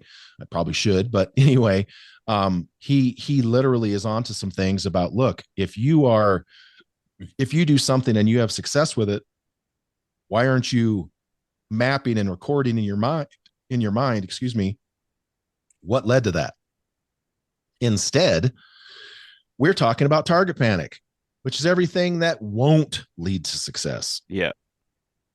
And it's no different than a Michael Jordan or a Jesse Broadwater or a Levi or a Bodie. When you have a bad shot, a golfer, Tiger Woods has talked about it. When they make a bad shot and they don't get the result they're looking for, they know virtually immediately why. And that allows them to say, fuck that shot. That shot's over. Not going to, I know what I did. I don't have to worry about it anymore. For us mere mortals, we don't have that yet. We don't have it to where when you do something dumb and you don't get the result you want, we're like, what happened? Well, generally we happened. Yeah. So at those elite levels, they already know what happened. That's why they can get over it. When we do it, it generally sticks with us. And then what do? Miss the next one too, just to make sure. I mean, damn, that last shot sucked. I'm going to suck again just to make sure. Well, at those elite levels, they have some form of mapping and some sort of program that they already know. So for them, it's easy to say, okay, I know what I did. Moving on, next arrow. I'll do it again. Yep. This time I'm going to do what I know I need to do. And it goes right in the middle. For us mere mortals, we have a problem with that. And that's why we're mere mortals. And so, that is, part of that target panic thing is first of all, identifying who you are and what you have going on so that you can properly identify what you might need to do to get through it. I've sat there and listened to Joel talk to numerous people, and the foundation of what he's saying is the same with everyone, but he's also analyzing the people he's talking to, and his final piece of advice kind of changes up a little bit. Same foundation, but he's telling these people how to implement what he was saying differently based on their personality types, basically what they're doing. He's kind of tailoring his program to work for them. It's impressive. Yeah, that's good, because that's important when you're dealing with people, because everybody's a little different, and what works for somebody it's definitely not going to work for somebody else. And trying to explain how you do something to somebody else that's doing something that they shouldn't, is freaking like, yeah. The Philadelphia Phillies just brought him in to work with like 40 of their pitchers. Oh, really? Nice. Oh, wow. Yeah. I just saw a thing on his social media the other day. He was at I think it was the Phillies. It's not the Phillies, Joel. Don't kill me in my sleep. But yeah, no, he absolutely is onto something with the shot IQ and the mind. Well, it could happen. But no, I mean, so the target panic is a big deal. And I guess the first thing that the first thing I tell anybody in real life is just slow down. Yeah. Slow down. This is not what you do for a living. This is supposed to be fun for you. And I think that's a big thing too. Sorry to cut you off, Greg, but just have fun with it. And don't if you're doing it as a profession, then yes, you got to take it a little less. Like if you're only shooting once or twice a week when you get the opportunity in between like your kids' soccer games, get over it. Like you're not going to be Levi Morgan. You're just not. Right. Correct. Like you're not going to shoot as good as somebody who shoots every day. It's just not going to happen. You're not going to do anything as well as somebody who does that all day, every day. It's just so just, have fun with it. And don't get too, don't stress. Just shoot more. Yeah. Just keep shooting and just keep shooting. And don't stop shooting because you have target panic. That's not going to help. Just keep doing it, but just understand the process of improving it. Right. Well, I mean, I've talked to people down on the floor, even this year in Vegas, of, some guy will be there and you'll be able to tell he's all worked up. And he's like, oh my God, I'm just so nervous. And I'm like, about what? Oh, well, I'm like, nobody here's watching you. I mean, maybe your wife or a kid or a buddy, but for the most part, everybody here is not paying attention to you. Yeah, for sure. Sorry. I mean, I was You're on not the that line. Special. Literally, no one here's watching you. No one cares what you do, except for maybe a couple people. The same people that care all the other times too, which means they're normal. That's your normal. I mean, I was on the line with Chris Perkins years and years ago when he was shooting for the $1 million in Yankton. And he only missed $1 million by like half of an X10 shaft. But I was on the line with him. And he would shoot and be like, oh, yeah. I'm like, you're fine. You're fine. You're fine. Okay, Chris, at that particular moment, yeah, everybody's watching you. All of them. You're shooting to win $1 million. And he missed by one arrow, one shot, 1 point. But yes, in that instance, and then it's like, well, you're a pro, dude. That's what you're supposed to do. I mean, does anyone feel bad for a professional football player or baseball player or basketball player when they can't make a free throw or the shortstop can't throw it to first base? I don't. Like, bro, you make $10 million a year. You better figure your shit out. Mm-hmm. That's I don't the expectation. Yeah. I don't care what you have going on, bro. You're a pro. Figure it the fuck out. Yeah. If you get some random dude off the street corner, or like when these folks go out to throw the first pitch at games and they throw it into the dirt, no one cares. They're not baseball players. No one cares. And so that's the whole thing is you're not doing this for a living. No one's going to take away your birthday. So if you have target panic, slow down. Just slow down. 100%. There was a lot of questions, but a lot of them had like overlap, and there's a lot of like, yeah, we're good. Fire away. Yeah, there's like I mean, we already covered a lot of this stuff, like arrow diameter and stuff like that, but like axle to axle, will that make my shot better? So axle to axle is a unit of measure that I think that's for like, depending on where you're hunting it, like this applies into that same situation we were talking before about like your bow setup and like where you're hunting. And so here's the problem. This is like, I get a lot of questions about, should I set up my bow through the burger button hole? The burger button holes for the rest don't mean jack shit anymore. Not in 2024. Those holes mean nothing. There is no standardization from company to company. The burger button holes don't mean shit. So if your arrow's above it, below it, through the middle of it, means fuck all. Let's get that out of the way. Number two is axle to axle was a great unit of measure for forgiveness back when we were shooting cams that I was never shooting. My wife, Kathy didn't want. She realized, Kathy's leaving, and she stepped in to say goodbye, and I was telling her to come here and give me a hug. She took 2 steps in and realized what was happening and ejected. Damn it. I don't know if you guys know my wife, but she is not about being on camera. Mine's the same. Yeah. Nothing to do with it. That cracked me up. What was I saying? Laughing. Cam size. So back in the day when, you had 44-inch bows with cams this big, different kind of limb configurations for axles and all that kind of stuff. Well, back then, 9-inch brace heights. Well, all of that mattered for forgiveness back then. But now, basically what we have is a phenomenon called cam over. And cam over, I was going to grab a bow, but so back then the cams were so small and the axles were like right here. There was virtually none. So a 44-inch bow was 44 inches. Well, nowadays, cam over is the distance from the axle to the top of these freaking cams we're making. I got giant hands and they're not even big enough. So we have these giant cams and the axle's like here. Yeah. Well, what we're talking about when you talk about axle to axle is string angle. That's what we're talking about is string angle. And so if you have an axle here in these giant cams and you have 2.5 inches of cam over, which is pretty common these days, you have a total of 5 inches because there's 2 cams. You have a total of 5 inches of cam over. So if you have a 33-inch hunting bow with 5 inches of cam over, your actual string angle is based off 38 inches. So why do you think so many people are having good luck shooting 33-inch bows nowadays? Because they're not the string angle of a 33-inch bow. If you're a bigger guy, you're going to be more comfortable shooting that. That was a major change for me, was going from a 30-inch smaller, older bow to a 33. Just the comfort. I can replicate that head position every time. It's not fatigue, and I'm not having to tip my head down, right? And that's going to make you more accurate in general. 100%. And so, then people start talking about, well, brace height, you can't have under X amount of brace height to be or it's not forgiving. Not really a factor anymore. I mean, how many bows on the market have a 5.5 inch brace height anymore? I don't even know of any. The Omen. The Omen's 5.5. Yeah, you're right.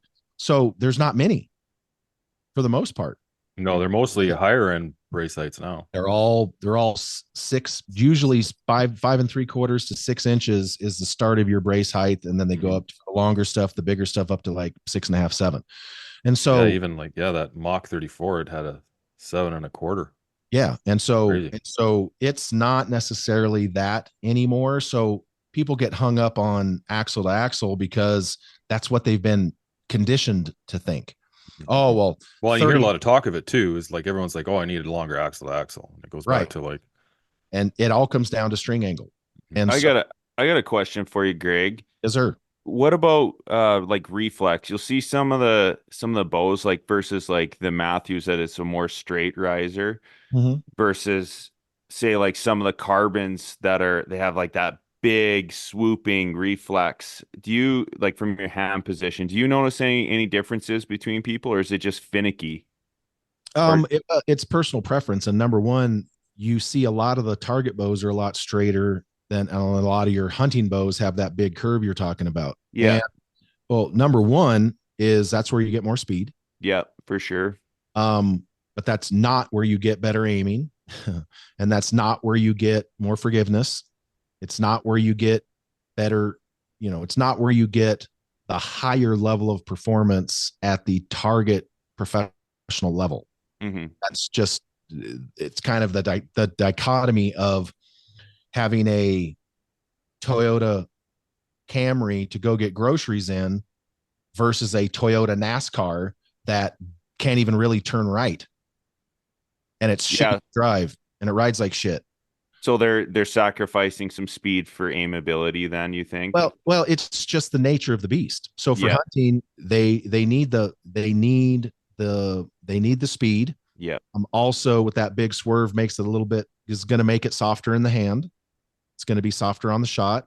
And that change in geometry allows you to do different things with limb loads, different things with cam design. There is a reason that your hunting bows look like this and your target bows look like this. It's they're purpose built. And that doesn't mean that Levi Morgan and Danny McCarthy can't show up with hunting bows and do good at an IBO. They can. But there is no scenario where you're going to see a pro archer show up to a non-3D Vegas indoor nationals, et cetera. You're not going to see them show up to big tournaments like that with a hunting bow because they understand that the geometry is just not intended for that. And so it does have some downfalls, but at the same time, you're not going to see them hunting with a straight bow either because it's not going to be as fast. It's not going to be as quiet. It's going to have other issues. So it's just a matter of one's built for one, not for the other. And like I said, to begin this thing, as the customer base has tried to force these things to fuse together, it's not made hunting bows any worse, but in my opinion, it's made target bows not as good. Yeah, because I was wondering, like, barring string angle, like the difference between, say, like my RX-7 Ultra versus the RX-7, that is a significantly different looking riser as far as like how much that angle is. I was wondering too if that plays a role, but you explained it. If they're just trying to pick up speed to facilitate a little more oomph, that makes sense. Do you find that they're more torque sensitive? Oh, absolutely. 100%. Yeah. 100%. Yeah. If you have a huge sweeping riser like that, it's going to be more subject to torque because the limb pockets are out in front of your hand. And so when you come to full draw, the center of gravity is going to shift, but it's not going to shift the same as a target bow would. But one thing to keep in mind is when you're looking at these bows, whether it's a target bow or a hunting bow, mainly on the target stuff, but even on the hunting bows, if you want to truly measure the deflex or reflex, you have to go from the pivot point or the rocker pin to rocker pin, and then measure to the grip. Yeah. They can fool your eye with how they make the riser look like they can bring the riser way back in the back and then up. And swoop around. Yes, but it's visual. It doesn't actually affect the geometry. So unless you run a line from basically where the rocker pin is to the rocker pin and then measure to the throat of the grip, That's where the actual measurement comes in. But what a lot of these companies are doing, they'll manipulate that geometry for whatever reason, whether they want it to hold better, whether they want it to feel softer, whatever the reason is, they can manipulate the look of the riser, and visually your eye won't recognize it as deflexed reflexed as it truly is. Yeah, they're probably closer than you would think when you Correct. actually measure it. Okay. Some of them, yes. Like if you take your, well, I'll put it this way. The hottest selling bows right now, I don't have them. I'm not shooting them. I'm just saying the hottest selling bows right now are the Matthews Title in Target and the Matthews Lift for hunting. So put your thinking caps on and math here for a minute. The riser, not the same riser, but the riser length on the Lift 33 is the same riser length as the Matthews Title 38 target bow. Are they the same axle to axle? No. No. One's 33, one's 38, but the riser's the same length. Gotcha. Be how they have the limbs then. Yeah. The limbs yeah. So start thinking about the geometries of that. Mm-hmm. Yeah. And we already know that the geometry of the risers from a target bow to a hunting bow are not the same, but yet on those two models, the riser length is the same. So start thinking about the engineering and the machining involved with making a 33-inch hunting bow's riser have the hunting geometry, but be stable enough to function at 75, 80 pounds versus the same riser length on a target bow. It's there's a lot of things to think about right there. Mm-hmm. And I'm not saying it's good or bad. I'm just saying it is. So not the exact same riser, but same length. What else you got, brother? Well, I think, like I said, there's a lot of overlap, and I think we've covered like basically all these questions. There's a couple questions that have nothing to do with archery, like, okay, how much does Greg bench? My max on bench was 415. That's it. That's it, dude. I got long arms, bro. Who you judging? I'm just kidding. Well, that's a long way to get four. That's two of me. Sure. Yeah, and easy and to you. Right, and I usually you wish. Yeah, I'm always working out alone. So, and my big workout buddy here in town, Kelvin, passed away here a few years ago. So I've literally only maxed out on bench once in my life. Yeah, if you don't have a sky spotting, even like when you're benching to like get up to those higher weights, like I could bench, 310, 320, but like to max out, you can't like without a spotter. It's like, fuck, man. I'm 45 and like, do I really want this weight falling on me? Like when you're 20, you're just like, fuck it. If it does, it does. I'm going to be like, I'll be healed tomorrow anyway. Now it's like you get an injury and it seems like it just, never goes. Come on, you're not even 40 yet. What do you even? How old are you there? What did you just say, Kevin? 40 what? What's that? 45. Ouch. Hey, I never say I'm older than you. I just say you look older than me. That's all. Not anymore. Yeah. So, I mean, I only play around with weights now that I can generally, not have to worry about a spotter. So on bench, I'll rep out 315, get up to 350 because I don't need a spotter for any of that. But yeah, max was 415. What kind of training do you do? Do you do like just conventional weight training? So just like chest one day, chest and back. I do a lot of circuit stuff as far as where I'll do 6 to 8 exercises, but generally I try to keep them to complementary movements. I have started kind of switching that up. Like you said, generally speaking, if you're doing chest, you're also doing tries. If you're doing back, you're also doing thighs, as in biceps. Don't take that the wrong direction. So biceps. But I've kind of started kind of mixing in some other stuff because you do plateau. Like, first of all, there is no such thing as muscle memory. Your muscles don't have a memory. They don't have a brain. And I know a lot of people go, oh, it's just muscle memory. Well, there's no such thing as muscle memory. If I put a 5-gallon bucket with a lid on it full of sand, and I tell you to go pick up that bucket 10 times, you're going to walk over 9 times, and you're going to pick up that bucket. Your muscles don't know how hard to lift. Your brain tells them. If on the 10th one, I took all the sand out, when you go to lift that handle, you're going to flip that bucket up above your head because your muscle doesn't know. Your brain knows. And your brain is telling the bucket, or your brain is telling your muscles, the last 9 times we picked that up and it was full of sand. So we need to exert this amount of energy to move that particular item. Now, if I filled that bucket with tungsten, most people wouldn't have enough muscle capacity to even lift it, no matter what their mind said. So muscle memory is a fallacy. Now, muscle capability, well, that's another thing.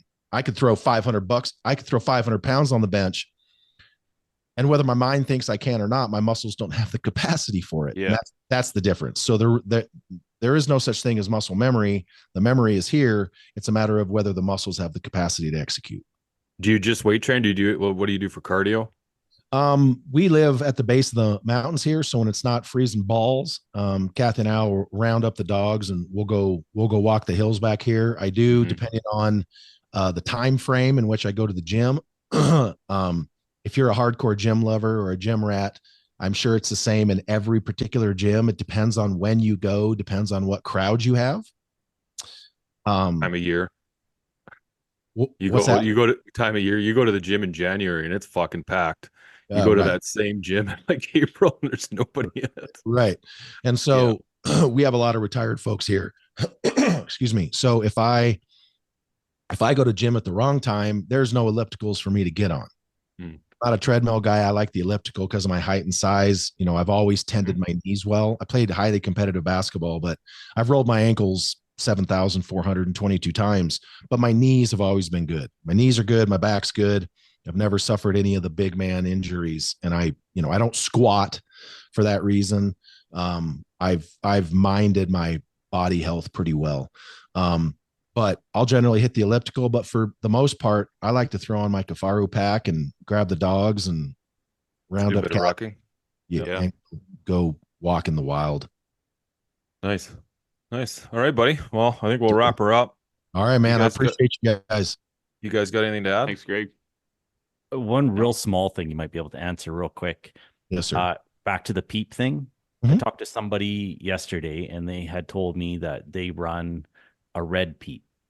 And we're not talking size, just literally the color. And they were saying that they found that when they're in shittier lighting situations, they're able to differentiate their peep site versus the housing because of the color. One doesn't blend in with the other. Have you ever heard of that or heard of people trying different stuff like that? I have a big red peep in my hunting bow that's been in there since 2016. I don't know where I got it.